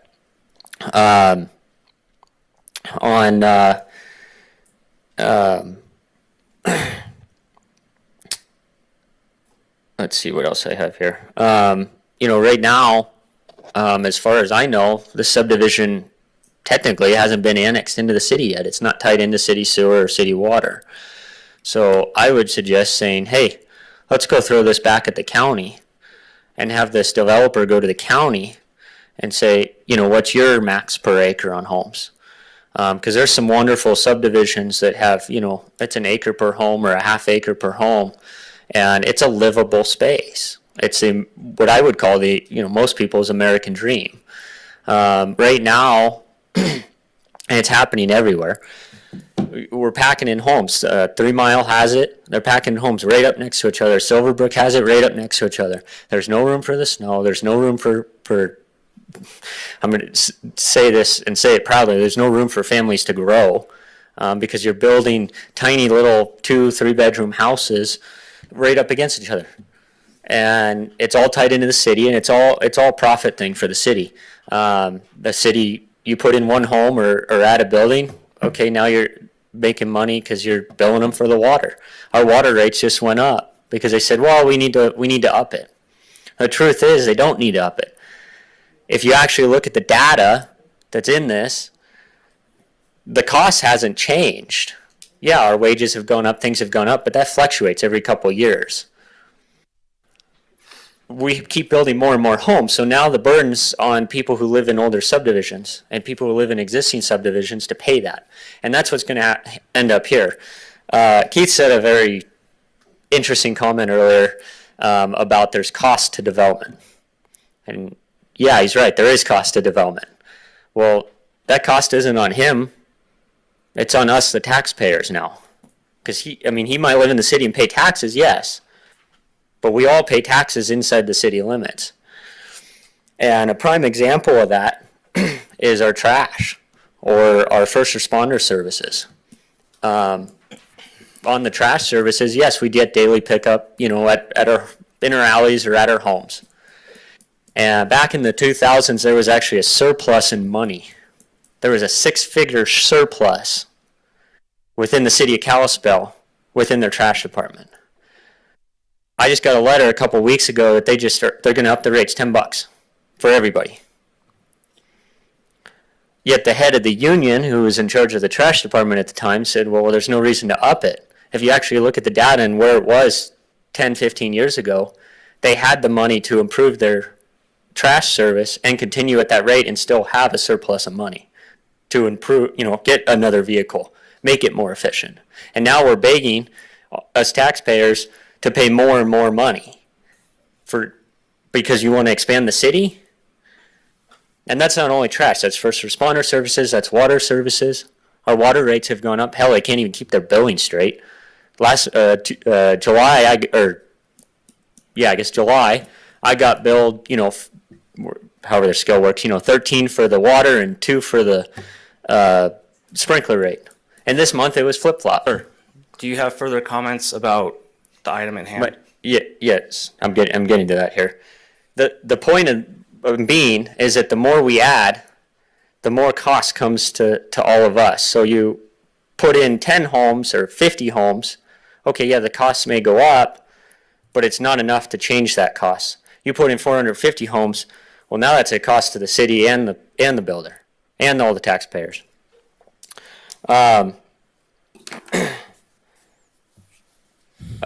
Safety. We're talking about safety. I think that's where we're all hung up on here. And you put that into the city limits, and this is why I say bounce it back to the county. You put that in city limits, and now the city of Kalispell has to respond because the city wants to make their money on their services.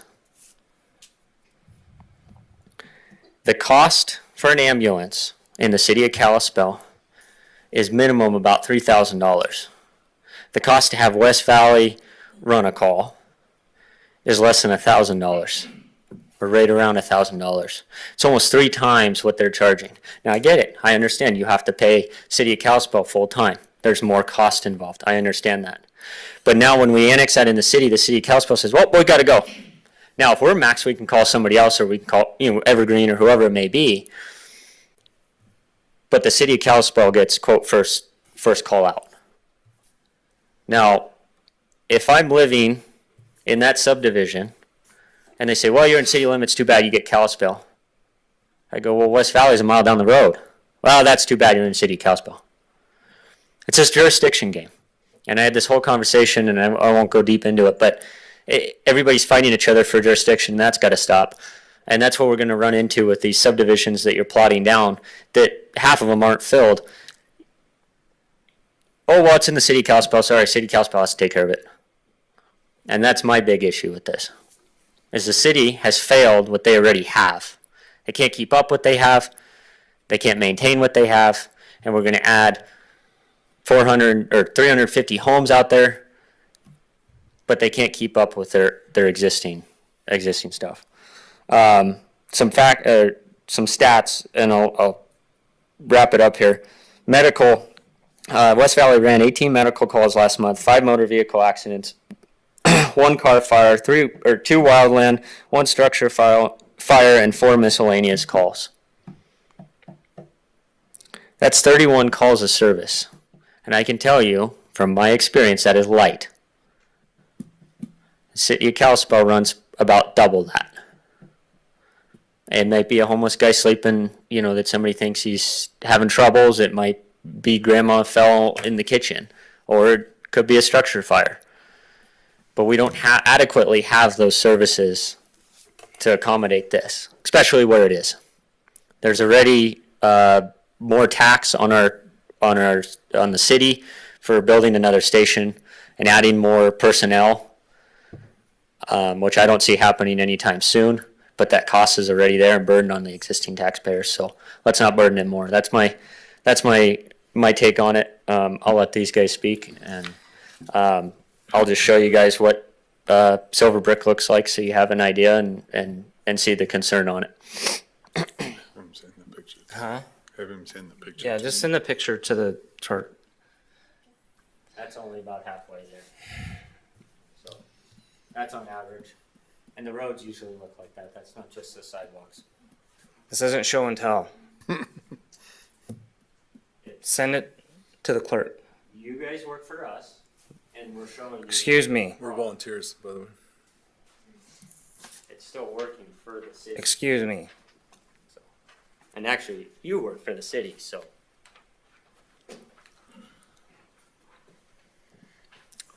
My name is Dan Munzing. I'm getting to know all of you fairly well. We went through this for many months. I have to say, first of all, I thank you for the city people. I know that the developer pays a permit, and you guys have done everything possible to present a wonderful development. And I do appreciate some of the changes that are more are improvements in the development. And then I also appreciate you, the planning committee, your volunteers. Thank you for that. And I know, Chad, you're also on the city council. And we spent many, many hours and many weeks and months with the city council going through this. And at the end of it, the city council voted against it for probably 2 major reasons. One, they felt that the concentration was probably too high. And then 2, probably the big reason was safety and traffic. And that was something that everybody could just not get through. They just couldn't make sense of it. And I think that's what you guys are struggling with right now. Right now, there is the Quail Meadows with 40 houses that are being developed. I think it's Dusty Acres with 40. And now the proposal is to go from 380 to 355, which is less than 7% decrease in concentration. And that will give a combination, if each house has 4 people, that will give a population base on that road that's greater than the town of Eureka. And we know that Tronstead is an unimproved county road. We know there's been a little improvement right in front of Quail Meadows. I've walked it off. It's about 21 and a half feet wide. And then we look at the traffic study that was done. The most recent one published was from 2023 in March. It was in the middle of winter time. And what we found, what they presented, was the average speed on Tronstead was 49 miles per hour, and the maximal speed over a 2-day period was 73 miles per hour. Now, we don't know whether the roads were icy at that time. We don't know what conditions the roads were. But the fact is, just at that time, people were traveling at those speeds. So one of the concerns is that there are 3 blind hills on Tronstead, of which the other day I was driving up and over to the east, and lo and behold, there's a woman with a baby in a stroller going west over the hill. And as I breached the hill, there's another car coming blind, driving into the sun, and there's a lady with the stroller on the road. There wasn't a lot of traffic. I assume that he missed her with ease. But the reality is that if we're going to put that kind of a population base on Tronstead without improving those roads, I agree, there are serious safety issues. And so I think the issue is not merely Tronstead and Highway 93, where we do need a signal and we need an answer to that. But before development happens, I think it would be wise to make sure all of Tronstead was safe. I think those blind hills have to be removed because right now, with a narrower road, you've got people doing 73 in wintertime. When the road gets widened a little bit to the west, they're going to be approaching with even higher speeds. And so Tronstead has to be fixed, and then you really do have to have a solution coming off Whitefish Stage. With all the development that would happen, all the large trucks, all that, many of them cannot safely make a turn there without being in the other lane. And so I think it may be a catch-22 that you're talking about, but we really have to have a safe road to have a safe development. And if that development is postponed for several years until development and infrastructure catch up, that seems wisdom to me. That doesn't seem a problem. We want safe roads and we want things that are working. You know, the other thing is there's talk about improving Whitefish Stage. Well, there's been talk about improving Reserve. Reserve is a major problem, and I've been told that we're now been postponed another year or two. Is that, you guys would know, but I assume that's correct. That's what several people have told me. So the fact is that Reserve construction hasn't started on that, and that's been a problem for many years. So we got Whitefish Stage, that's a problem. We got Tronstead, we got that intersection.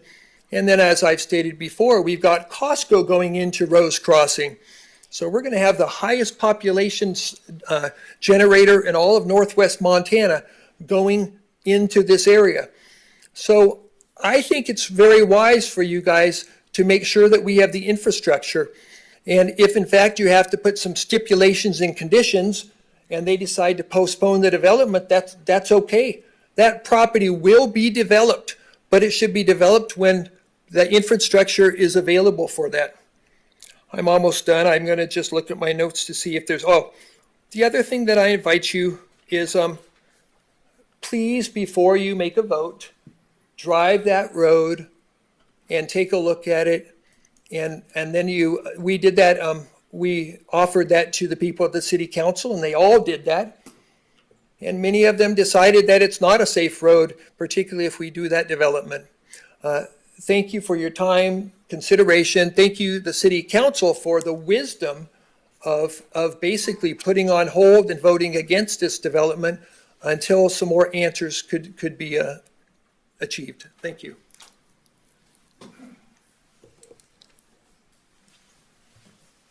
My name is Sharon DeMeester. I live at 415 Chestnut Drive, which is the Ponderosa subdivision. I noticed when you put that, whatever you call it there, so that they couldn't turn right onto 93, the traffic was coming back and coming up Surcheck and through our private road into Ponderosa subdivision, and I live on Chestnut, which is the north end where the traffic would turn and go out to Highway 93.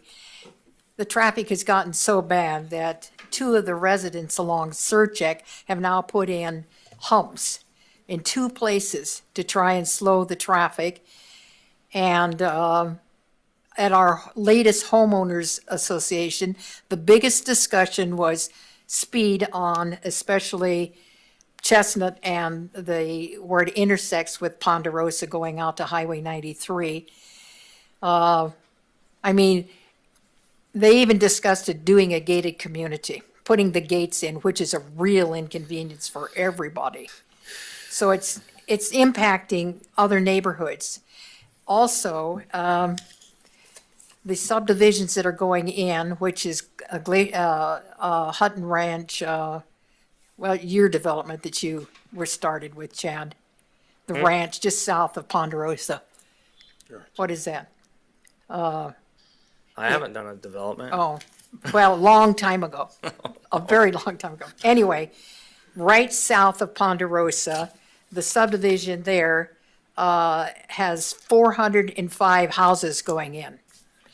And we have Glacier Town Center that Bucky Wolford developed. And in that PUD, there has got to be another 400 plotted, ready to go lots for houses. So we're not short, and that's just two places. That's not counting what's going from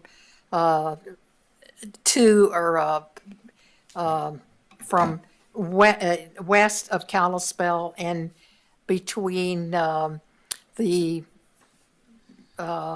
highway or 2 and 4.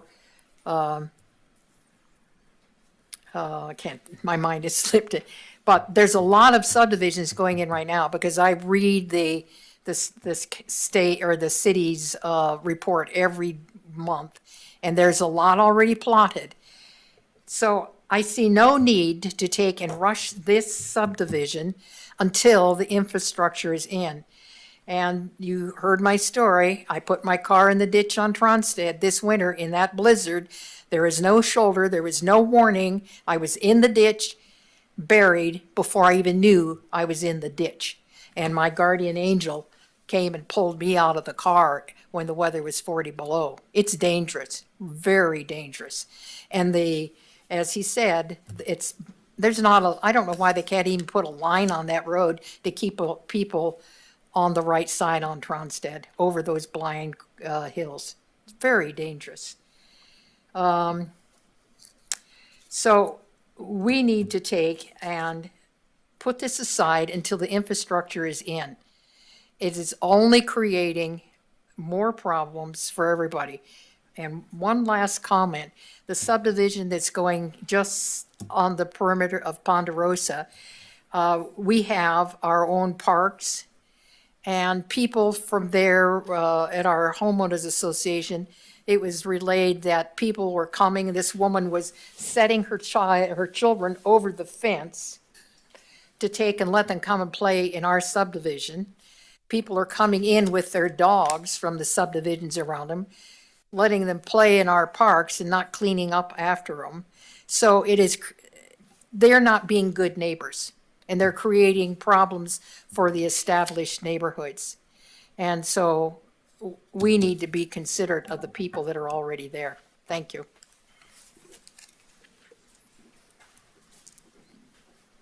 Hi, my name's Jeff Muller, and I live on Tronstead, and I want to thank all of you very much for your questions and everything to the city planners over here.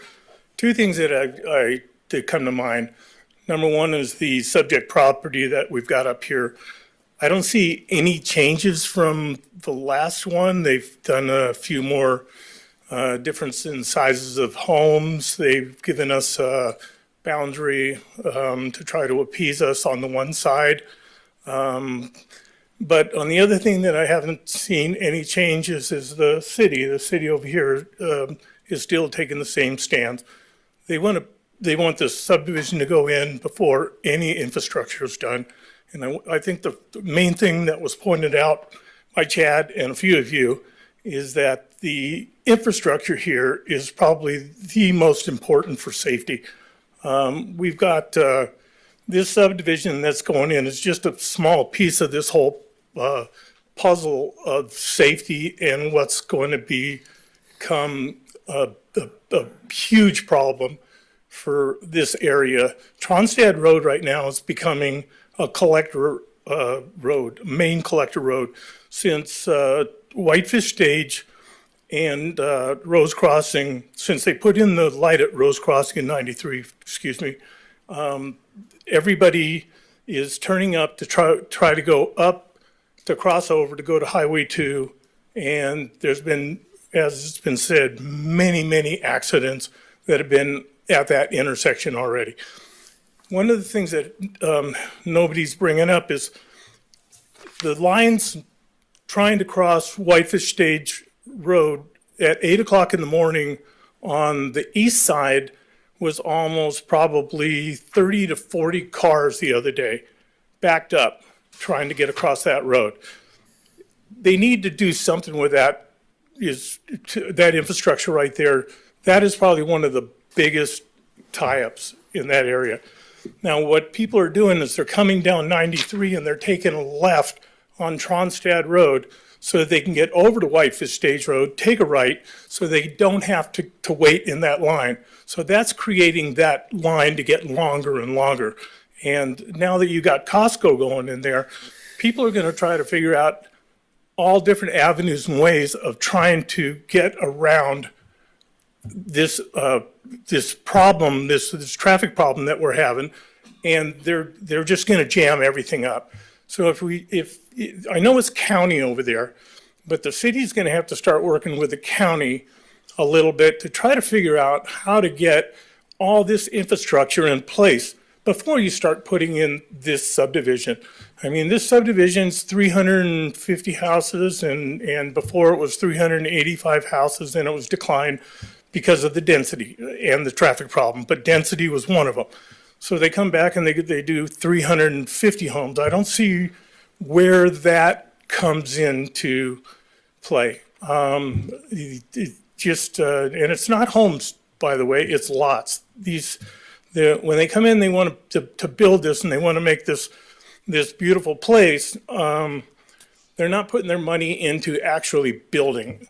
They're just going to sell the lots and they're out. I don't know if they're managing the property or not and taking on that portion of it. But anyway, that's about all I have to say. And thank you very much. And Thank you, sir.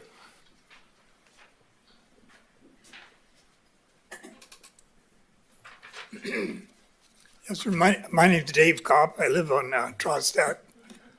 Like the general was saying, there's a lot of traffic there. That's the road that people take to the dump. And there is a lot of traffic on that road. I don't know if you've ever done a traffic count.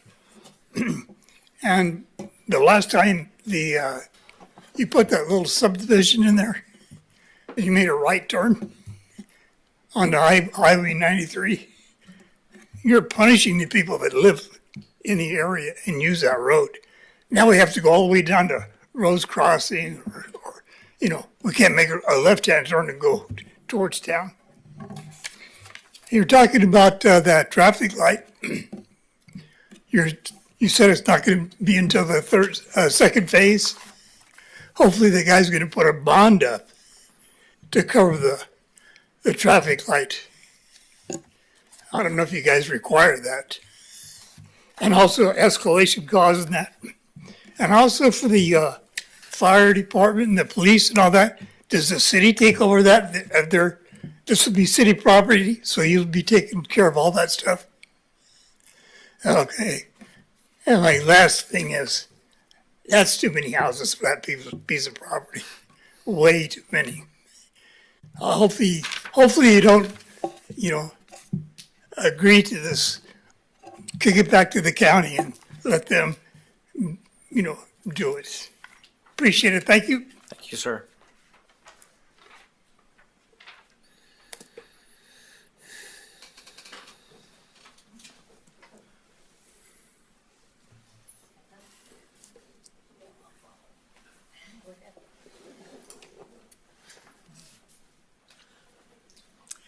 I am May Osborne, and I live at 67 Tronstead Drive.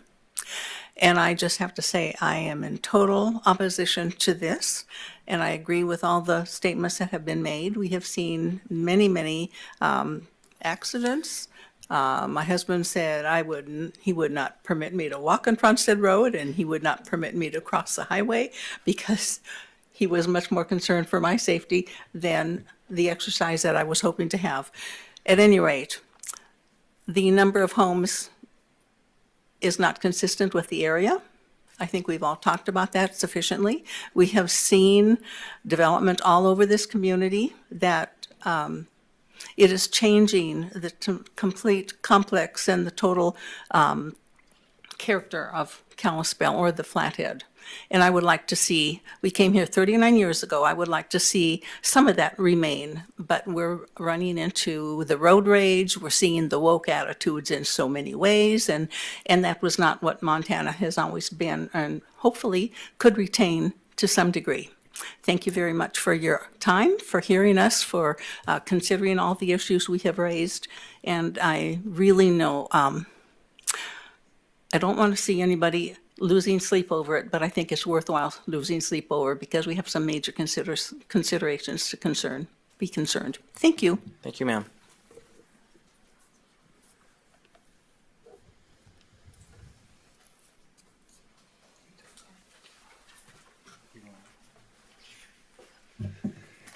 Good evening. My name's Travis Taylor. I live on Birch Grove Road, which is just kind of catty corner here to the property that we're looking at.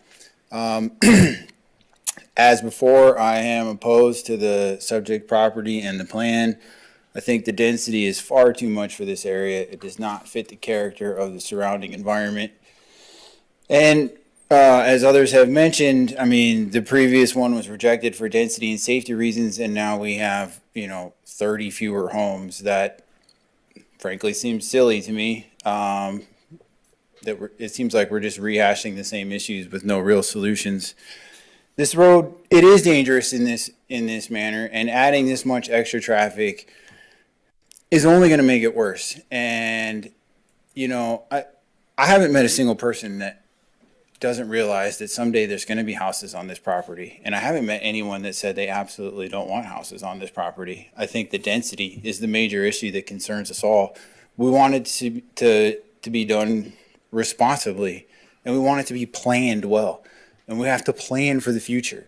And even some of these things that are out of your guys' hand, I still think you have a moral responsibility to take them all into account and look at the big picture, right? That, the highway department controls the light, but you can't pretend like that's not a factor in your decisions. The county controls Whitefish Stage. You still have to take that into account too, in my opinion. And hopefully we can find better ways to find better solutions to these problems. But right now, this issue before us will only exacerbate all those things. And I do feel that you guys have a responsibility to account for all that. The traffic study that was done, in my opinion, will be completely irrelevant the moment that Costco goes online. That's going to change the entire traffic pattern of this whole area. Then, if you do approve this development and it starts being developed at the same time that we're doing reserve, the only place people will have to go that's not full of construction is Rose Crossing. And there are already numerous accidents at Rose Crossing and Whitefish Stage. And so again, I realize Whitefish Stage isn't your guys's and the light is not your guys's, but these things commingle and unfortunately you're gonna have to find a way to work them all out, I think. And I think the most responsible decision in the meantime is to put this on hold and reevaluate the density. And is it really that important to shove this many houses in this spot right now, considering all these other issues that I feel like they're challenging, but they're not insurmountable, and they should be addressed first. Thank you. Thank you, sir.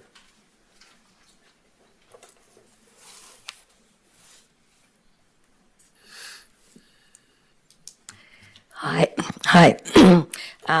First of all, I just want to thank you. You all and the city as well are really tasked with being strategic, wise, and careful in planning the future of our city and of our town. My name is Ming Munzing. I live at 213 Tronstad Road, and I'm a homeowner in the city of Kalispell as well, a resident of Flathead County. And I've raised my family just a few miles away from this proposed subdivision. I've developed property in the valley and have worked both with the city of Kalispell and with the county. So I've seen and participated in this community's growth and change over decades. I want to say I really agree with the feedback that has been shared in opposition to the rezoning with the application for R2 and the PUD that you have made the subject of tonight's work session. And I want to thank you for doing that. I'm sure you didn't have to, but you did. And I appreciate that and the comments already. And thank you, Mr. Graham and Ms. Odell and Mr. Borgart, and those of you who have really spoken about making some strict conditions. So, but this new application, and I do agree with the gentleman who was just up here, this new application, as one of my neighbors stated, is really lipstick on a pig. It's still a pig. So the plan really isn't fooling anyone. It is still too much density for the area and the pressure that that's going to put on the infrastructure that we really do not have any concrete sense of when that is going to be developed. So I want to say I understand the need for progress, and I am pro-development. But I also know that with growth comes responsibility. And the recent application for Tronstad Meadows Whitetail Crossing is really not only disappointing, but it also feels like a blatant disregard for the real safety and infrastructure concerns that the community raised just a few short months ago over and over again, when the proposal was rightly rejected in June by the City Council. So the City Council rejected it for a reason. What has changed? The City Council made a clear decision when they rejected the R3 zoning with 380 lots. So that decision was based on serious issues with road safety, traffic, and inadequate infrastructure. So Tronstad Road, a narrow county road with 3 blind hills, steep ditches, and dangerous intersections, can't handle even the current traffic very well, let alone the projected 3,300 additional daily vehicle trips that this development would bring. So take a look at the traffic study submitted in the application packet to see that people currently drive an average of nearly 50 miles an hour in a 35-mile-an-hour zone, and up to 73 miles per hour, per the developer's own traffic study on Tronstad Road. So I'm just asking, please connect those dots. I think you really are. I just want to say I had prepared these notes before some of the really productive conversations you had, and I wanted to appreciate that, and I still wanted to share some of these. But even at a quarter of that traffic, at the build-out merely of Phase 1, could add over 800 additional car trips per day. The developers have come back with a new application, but I want to say when I saw it, it really kind of, my heart sunk. And I want to say not because I do know that there's going to be development in this area, but we want it to be sensible, strategic, wise, and we want it to be development that considers future generations of Kalispell. So the developers came back with a new application, but it was really, like I said, my heart sank, but it also is almost laughable that the only real change was a reduction of 25 lots. This is about a 6.5% difference, barely a drop in the bucket when we're talking about safety and infrastructure challenges that really remain wholly unsolved. And part of it, I felt like it was really disrespectful because we've been through this. You have been tormented with volumes, 170 emails with that. So I really want to encourage you to not be fooled by surface level changes, and I think you're not. I really appreciate what you're doing. I trust that each of you has been around long enough and seen enough proposals to recognize when parties are pushing a project forward without properly addressing already recognized key issues. So from a previously proposed 380 to 355 lots, and the developers are offering to put up a bond for a traffic light, just as they did in the prior application. Okay, that was the previous version. But there's still no guarantee, as we've talked about at length tonight, when or if that light would be installed, or even if it is that the misalignment between Silverbrook Boulevard and Tronstead Road still presents major concerns for creating a safe, functional signal at that intersection. So, I believe that responsible strategic planning must address these issues before considering the addition of 355 homes. So, I think my husband had said it, but a population the size of Eureka going on 110.5 acres. With 2 points of ingress and egress on what would remain a largely unimproved county road, the so-called improvements only cover a small section in front of the proposed subdivision connecting it to Quail Meadows, while leaving the rest of Tronstead Road, including the dangerous intersection at Whitefish Stage, unimproved and hazardous. So is it not obvious that this situation would be a disaster in the making, creating bottlenecks for motorists and, God forbid, additional hazards for pedestrians or cycling traffic on Tronstead Road? So let's be real, just imagine the burden of traffic with heavy equipment, cement trucks navigating the hazard of the pork chop on 93, or trying to navigate the intersection of Tronstead Road and Whitefish Stage. So the developer hasn't addressed the existing safety concerns, notably also the intersection of Tronstead Road and Whitefish Stage. Large vehicles, and this has been stated, pickup trucks and heavy equipment simply cannot make that turn at the intersection without drifting into oncoming traffic, creating serious safety risks. So, and I too invite you to drive the road. I know some of you have, and really appreciated that all of the city council members at that last vote had done that and had some pretty serious comments to make. So improving just one section without addressing the broader infrastructure problems, and that is the one section that the applicant is proposing to do in front of the subdivision, in front of the Koenig subdivision and connecting to Quail Meadows, would really only create bigger risks and bottlenecks and more dangerous conditions elsewhere. So it just doesn't make sense. So I really feel that this isn't just about growth, it's really about respect for our community, and I truly believe that our planners and are for human error, but also for the consequences of ignoring crucial and critical safety issues. So Whitefish Stage isn't just another road, it's a well-traveled route that many of us rely on daily, and its hazards are well known to those who live here. So to add the density of lots, the 355 lots, homes, more traffic and more risk to an already dangerous stretch without addressing these longstanding concerns would be, in my opinion, reckless and irresponsible, and I think in the opinion of many who you've heard. So the proposed subdivision with inadequate improvements ensure, and we can't afford to turn a blind eye to the realities we face here.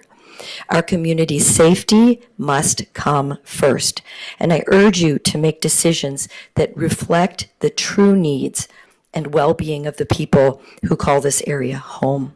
So approving this application as it stands would send the message that the concerns of Kalispell's residents and taxpayers don't matter. I don't think that's what you're doing, and I want to commend you for that.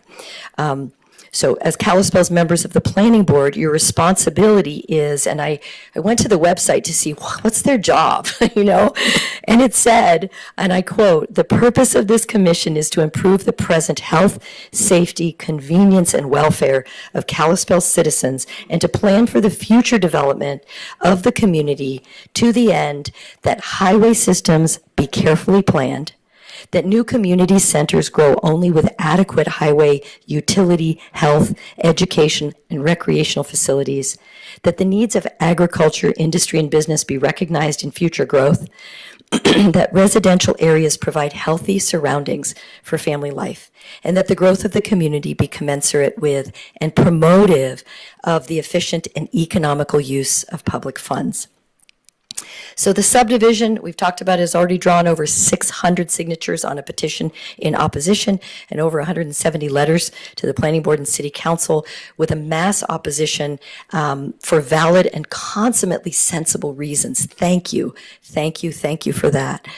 Please do note that a 6.5% reduction in the number of lots from 380 to 325 or 355, 25 fewer lots, might strike any sensible person who's intelligently evaluating this proposal as negligible and even maybe ridiculous. So let's get this right and let's not go too fast. You know, we all want to see Kalispell thrive, but rushing into a poorly planned subdivision is not the way to do it. The real estate market in the valley has slowed. There's no urgent need to push through a development that has so many unresolved issues, especially with, I think, latest statistic is between 800 and 1,200 homes on the market, between 300,000 and 1.5 million, with many, many lots as well, and many things coming on the market. It's time to pause, listen, and ensure that any new subdivision is built with proper planning, safety, and infrastructure in place. The City Council wisely rejected this plan once for good reason. Please don't let a slight reduction in lots and vague promises sway you now. I ask you to reject this application, or at the very least, enforce the stricter conditions, as you discussed tonight, that truly address the safety, traffic, and infrastructure issues, because Kalispell does deserve the best, and I trust that you'll do what's right for this community. Thank you so much. Thank you, ma'am.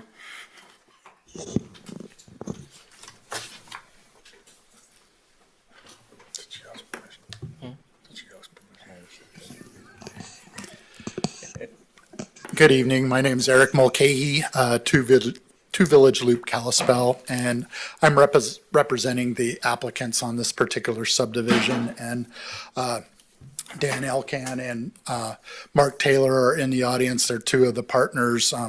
Frank and John couldn't be here tonight, so it's just us. We did take a serious look at this subdivision when it didn't make it through council the first time around. We heard a slightly different version of the denial of the zoning than has been presented. What we heard was that essentially the majority of the council wanted to perhaps see an R2 PUD that's similar to Silverbrook. And so that's what we did. We have an R2 PUD. We reduced our density. Again, our project complies with the growth policy designation of 4 units or less per acre. So we are following the land use planning for the city. We're also following the zoning recommendations of that growth policy. When you look at Silverbrook, it's a combination of R2, R4. It's single family, it's high density residential, it's commercial, it's a mixed use subdivision. So we're sticking with the single family. We've heard from the neighbors and the community that that's what they want. They don't want multifamily or attached townhomes. They would like single families, so that's what we've got. Part of our proposal this time around is essentially ringing our subdivisions with the 10,000 square foot lots or the R2 lots. And then as we move interior of the subdivision, we get more dense to the smaller lots where we're hoping to provide the more attainable homes within the project. We also listen to the public or the neighbors to the west wanting to preserve that tree belt that's on the western boundary. So we're creating a 30-foot wide green belt to preserve the tree belt and also provide a pedestrian path through that to connect to our parks on either side. One of the things that we did after the planning board meeting the last time around is we heard pretty loud and clear from a couple commissioner members that they wanted to see that traffic signal or some assurances that it would go in the first phase or early phases of the project. So we worked to pull a meeting together with the hierarchy of the MDOT. We had about 20 people on a conference call or on a Zoom meeting with some of the heads of the MDOT and our engineers and developers. And we were finally able to get the MDOT to acknowledge that they've been reactionary to growth over the last number of decades, and that they really need to do a cultural shift within their organization to be more proactive. And there's a memo in our application that reflects that change in thought. And it's not only for the Flathead Valley that they're going to start to work to be proactive, but statewide. And so we were able to get them to commit to allowing us to put in all of the turn lanes, infrastructure, bonding for the light with our first phase. And they reviewed the alignment, and we can make this intersection work with that design that's part of their memo. And we're still hoping that we can get a light to go up in the first phase or with the final plat of our first phase. So we're still endeavoring to make that happen with the MDOT.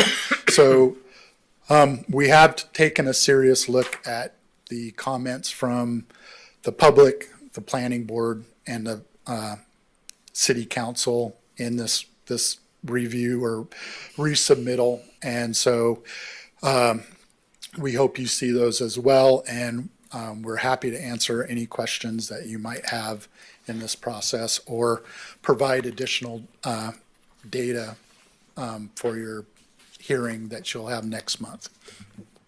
So. Thank you.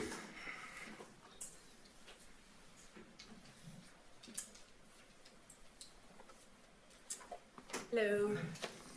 My name's Sandy Muller. I'm in Tronstad Drive. I wasn't going to speak tonight, but the longer I sit here and hear all about the traffic from everyone, what's going on in the whole area with Costco, Whitefish Stage, Reserve, Rose Crossing, Tronstad, 93, for the life of me, I cannot wrap my head around that this project has a potential to get approved with all of this going on in this area and this traffic. I mean, I think you guys, I drive those roads many times every day, and there are people here, I'm sure, that have no clue of the severity of these roads that we have all been talking about tonight. They exist, they're dangerous, and it's just a matter of time before there are fatal accidents on these roads. And anybody that is presenting a subdivision like this and is not taking this seriously, it blows my mind. I can't wrap my head around it, as I said before. I totally oppose this for the reasons of safety, traffic. That whole area is not ready, and I don't think the developers are going to know what hit them if this gets approved. Not that I'm threatening anything like that, I don't mean it like that, but just the severity of the roads and the traffic until they start building and they can't get down the road, et cetera, et cetera. We've all heard it tonight, and I just wanted you guys to hear the severity of these roads one more time tonight. And that's it. Thank you very much for listening, and I hope you take all of it under consideration, the density in the roads. Thank you, ma'am.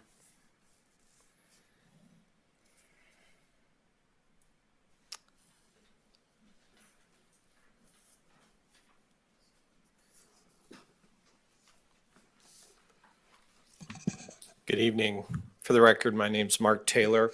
I'm one of the partners in this development, and I believe that staff circulated a document that highlights, at least from our perspective, the significant changes that were made between the last application and this one. We tried to listen both to the city council members as well as the public, people that lived in the area. And we as a part of this submittal, made significant specific material changes in how we structured, how we phased, the barriers, the spacing, et cetera. And we do take the infrastructure commitment seriously.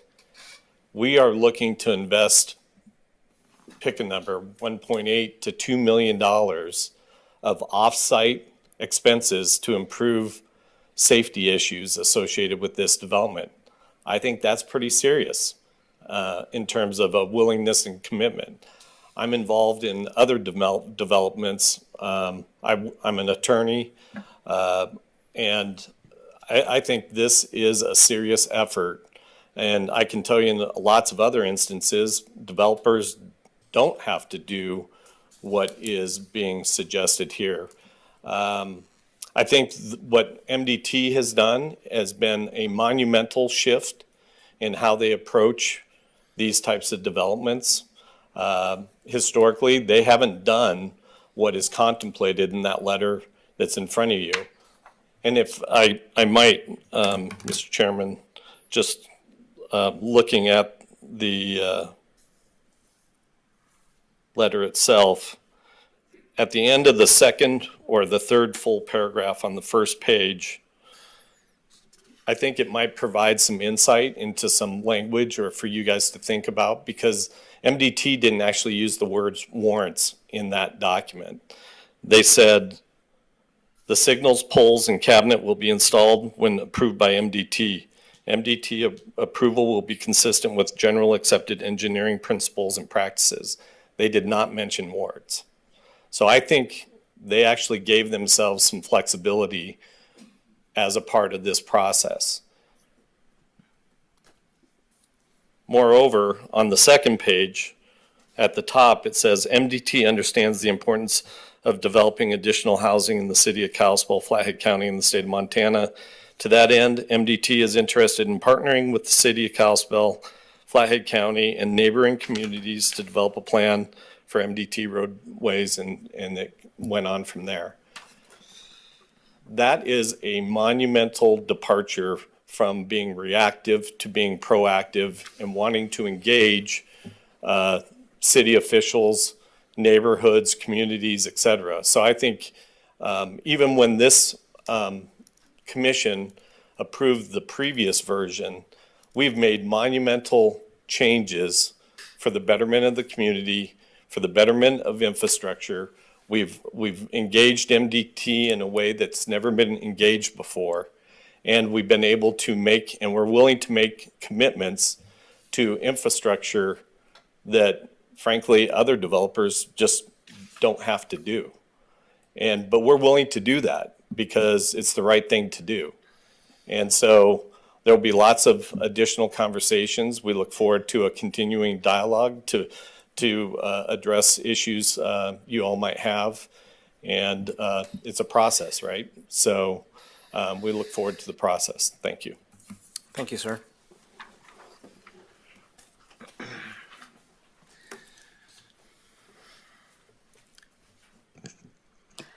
Hello, my name is Christine Hirsch. You've heard from me quite a bit. I live at 210 Tronstad Road, and I am in opposition of the project. One of the things that wasn't brought up, or just brought up a little bit, the developers talked about hearing that we like Silverbrook, and so they were going to try to go more toward that model. And that's true. It's a nice put together development. However, they do have access to 93 and Church Drive, and those are well-developed roads. They're very well paved, and traffic is better than everything going off onto Tronstad. And 25 homes is just not enough of a density subtracting than to make it anything reasonable. It's I lost my train of thought. It's just really disappointing that this might happen, and how the safety concerns are definitely there. there was something really else important that I had to say, but you've seen my emails, and we will continue to come since April to the meetings to see this project go through. And again, there's a lot of building going on in the valley. This doesn't need to happen right now, and we know houses will eventually go in there. Thanks.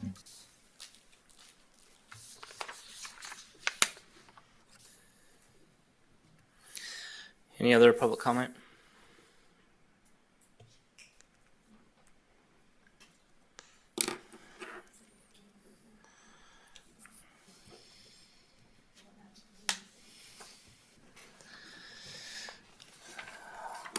I don't.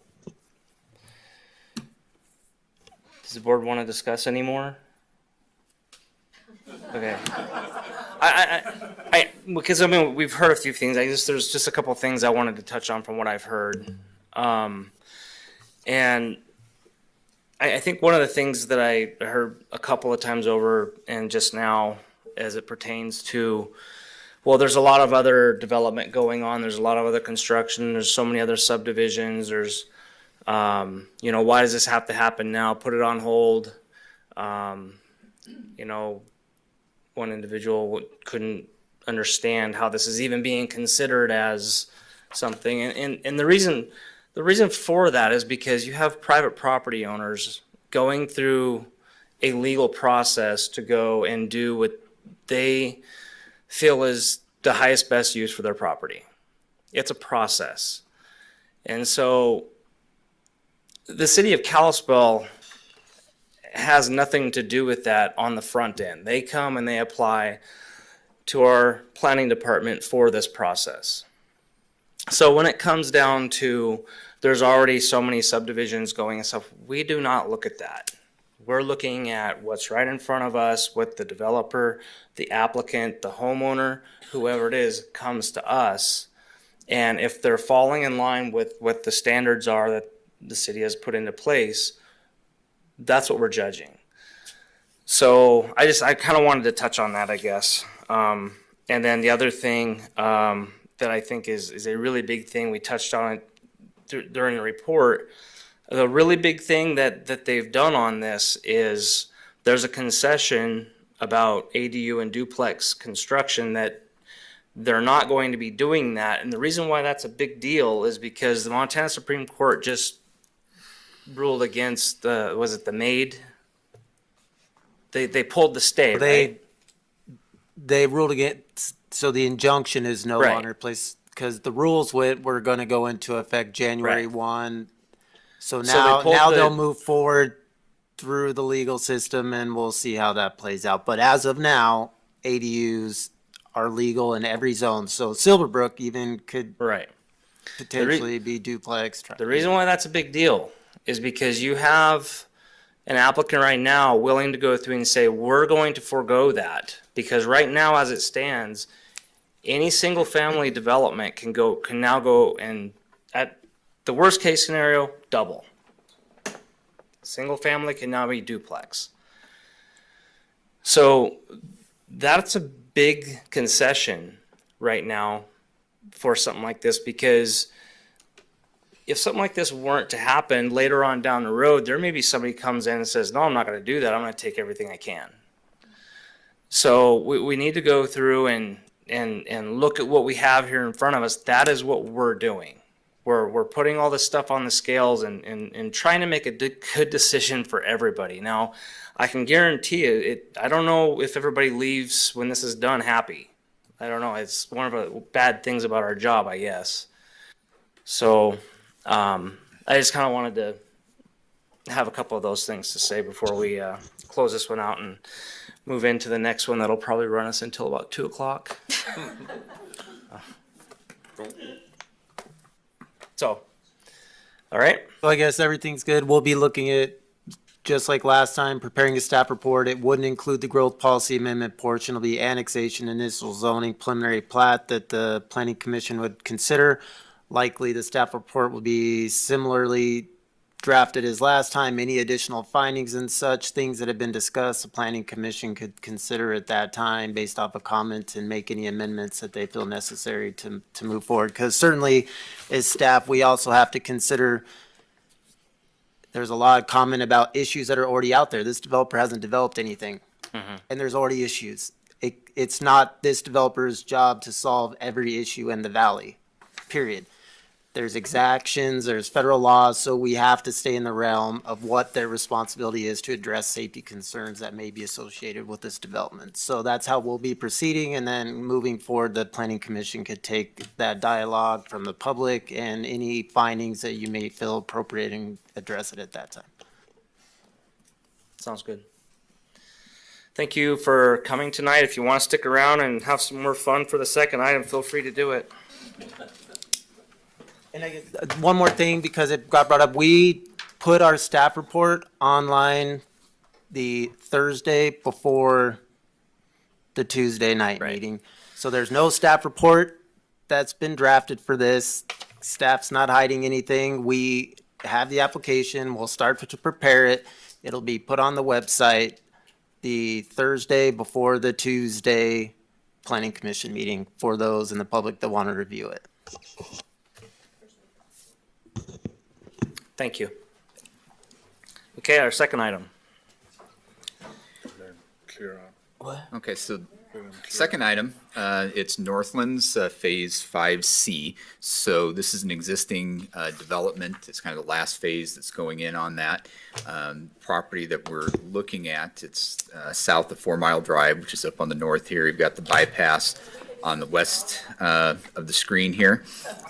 Summit Ridge comes in from the east.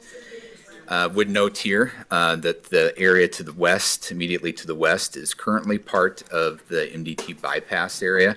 That would probably be developed to some degree as excess land, but there's specific plans. MDT still owns it, may wind up as part of their auction process. This vacant land to the north, I don't know if anybody remembers the Touchmark project. It was a senior living project that was proposed and approved about 25 years ago or so, but never came to fruition. Property is existing. It's zoned R3 with the existing PUD overlay. That PUD was approved in 2004, and this proposal is generally in line with that original PUD. Growth policy shows it is urban residential, which supports R3 zoning up to 12 units per acre. The original 2004 PUD called for between 178 and 231 units, or up to 3.7 per acre. The Phase 5 plat, which was approved in 2017, called for 90 units, which was up to 3.5 per acre within that phase. This particular subphase, 5C, is 28 units, and overall represents a reduction of 8 from the original 90 that were originally approved in Phase 5. And that would total 2.6 units per acre on this 10.93 acre area. As I mentioned, there was a plat approved in 2017. Again, you've got the MDT bypass area, Touchmark, and the existing phases to the south and to the east. As they were looking to develop this property with this loop road and the connection coming down through here, just the topography became more and more difficult to work through as far as that final design. So this is what they looked at in lieu of that. You'd still kind of see somewhat of a loop coming through here, but dealing with some of the topography, you'd have two lots that would be fronting on Northland Drive as opposed to that road coming up through here. You would also have a potential connection up to the north, whereas before that was somewhat of a closed loop, as well as some open space in that area. All the deviations that they were requesting are related to the topography that they were encountering on the property. You'd notice that there's no right-of-way connection to the west or the south because of those slopes. Some of the lots would have portions that were steeper than 25%, which is generally something you can do under the subdivision regulations if you have appropriate steps to mitigate those impacts. They were also looking for some deviations related to height, moving from 35 feet to 45 feet in height by trying to avoid major flattening. Generally, those buildings would appear to be 35 feet from finished grade and appear to be under the 35 feet from the street. Get into a little bit more detail on that in a minute because it does relate to how we define height as being a real crucial component of why they're making that request. This is just some shots of the property. This is kind of that middle area where it was relatively flat. This is showing off that western area where it kind of comes down into the gully area. MDT property starts generally in that area there. And then this is the southern portion where there's a pretty good steep drop off coming to the back portions of some existing homes, which are earlier phases of the subdivision. This topographic map shows the existing conditions where you can see some relatively steep areas through the center, again along that southern portion. Relatively gentle, but a constant slope that comes down from that road and drops off fairly quickly coming down to that lower area. This would represent the grading plan and the final look they would have at that would kind of smooth out some of the building areas in the middle. This stays relatively the same, but you would see somewhat of a band that would come through here where they were creating a little bit of a flatter portion up in front in order to do some of that development and do some cut and fill that would occur. So getting into the height deviation, and again, just kind of explaining some of the background on this because how we define height is important.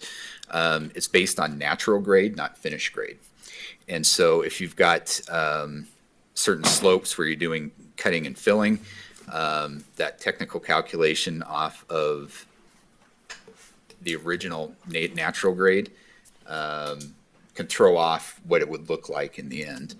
And as you're following slopes, this is out of the zoning ordinance itself.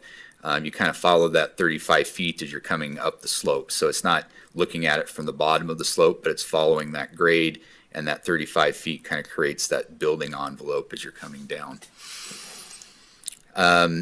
They did include some cut sections and profiles that kind of show what they were looking at doing here, where you can see the difference between, in this case here, natural grade coming down here, where that 45 feet would be necessary to get at least this model home on this lot. Finished grade coming up here, where it would actually generally meet that 35 feet. But again, it comes down to that technical definition. This is showing kind of one of the designs that they would be looking at actually on site there. We'd have some retaining walls that would come up, and you'd have that grade coming up through the center of the middle of the building there, with somewhat of a shorter appearance from the street, but obviously a little bit higher as you're going down the slope. And this is just kind of going through some of the other cross sections on that western side of the property. And again, you'd see the same kind of thing here with some of the terracing that would be done with the retaining walls. This is a lower profile building than what the other one would be. Again, same kind of thing as you're coming around the bend. One comment that we did get from a neighbor, and the developer put together this exhibit to address that, had to do with drainage. So it was one of the homes in the southern area here, but concerned about the drainage coming down. And what you'd really see is 3 areas that we'd be looking at drainage and be going in different directions. So in the center portion, including the roadway, would come into a road conveyance system, would come off into this direction and then down across the existing drain into where the storm pond is down in this area. On this side, you'd see a drainage into a new ditch that would come down and feed into that same area. Currently, there's I think some kind of a French drain that runs through this back end. There was concern about whether or not it's adequately functioning now, as well as what that might handle in the future. They are looking at doing a new curtain drain that would run in through here, but because you'd be catching a lot of that storm drainage in the road coming out this direction, it would be relatively minimal in terms of any additional impervious area. And then they were going to tie those roof drains directly into that curtain drain to bring those away from the building. So there was some thought process there in trying to address that stormwater concern. And then similar to the other side, they're just kind of showing what some of those cross sections would look like with the house on that existing grade coming down, but also including some details on tying into the tying those roof drains into that new drain that would be running along the south property line. Sewer and water is pretty straightforward. Just be running through this loop, connecting up to the north property line. There's existing water and sewer in the road where it's adjacent to. Not too much of an issue with that. And I touched on the storm. There's no parkland within here, although there is some open space that would come down. They are planning on doing cash in lieu on the parks. And that's pretty much it with it. So it's relatively straightforward. Topography is the big issue. It could have operated potentially without the topography under the existing PUD, but they needed to make a few adjustments there to add in some of those deviations which weren't previously called out. So any questions you have for us, I'd be happy to answer. They're planning to do what with the open park? With the parkland, they're doing cash in lieu. So if there's a requirement for parkland, anytime there's a residential development, so that can be done with a homeowner's park potentially, but sometimes if there's not space for that, you can dedicate cash and then that goes towards, I think in this case, there was an agreement with parks to go to kid sports, if that's right, just right to the north of that. So that's a process that you can go through and there's a way that you calculate that total.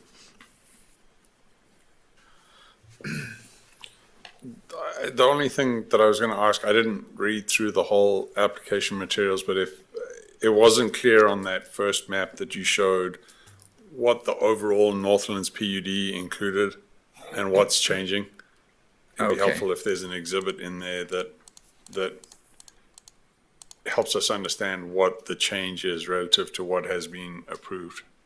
Okay, we'll go on that. So the existing Northlands PUD, so it runs up here from 4 Mile and kind of comes down. There's the single row of houses that are on the east side of the road. It would encompass, this is the subject property right here with 5C, and it would come down, basically down through this area like that. And so it was PUD from 2004.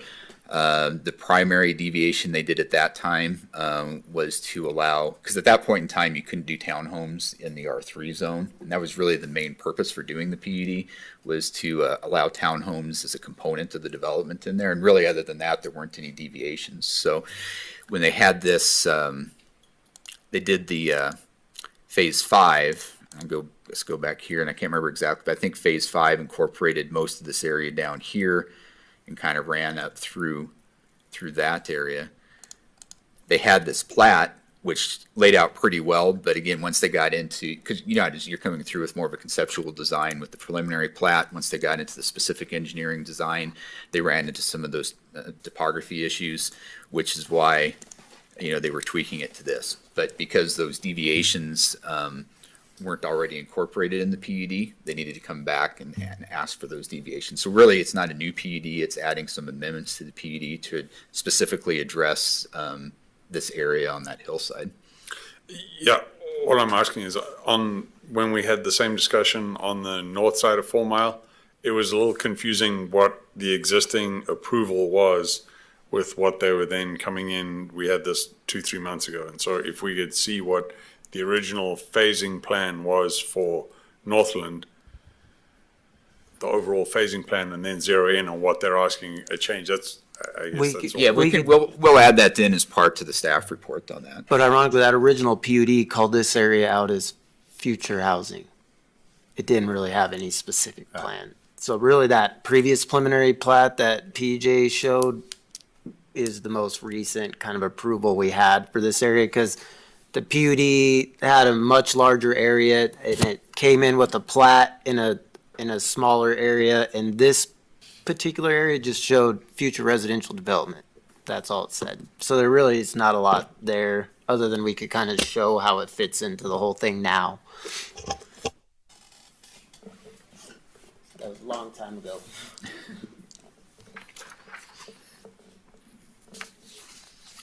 I like it. it this straightforward. This was fun. Looks to me like it's certainly a step in the right direction, considering the problems. Yeah, good fixes. New design fits a lot better. We'll open this up for public comment. Oh, Mike, really? Oh, for crying out loud. I just wanted to clarify a couple things. There's a lot of traffic. No, just to clarify, the parkland, all the residents here are still going to have access to all the existing amenities in Northland. So it's not just cash and lieu, but that's a part of it too. And then for this, we had gone all the way through design on this, and this was laid out originally in, I want to say 2016 by Bruce Lutz. And I think we didn't have as much engineering involved in there, but we went through and worked with MDT at the time. We were using their property, they agreed to it, and then kind of reneged on that agreement. And so we had to kind of rethink it because we couldn't put a 30-foot wall along that side of the property. So this is where we ended up. If there are any other questions, I don't want to keep you any longer. Thank you. Thank you. All right. Guess that's it. Okay. In the meeting.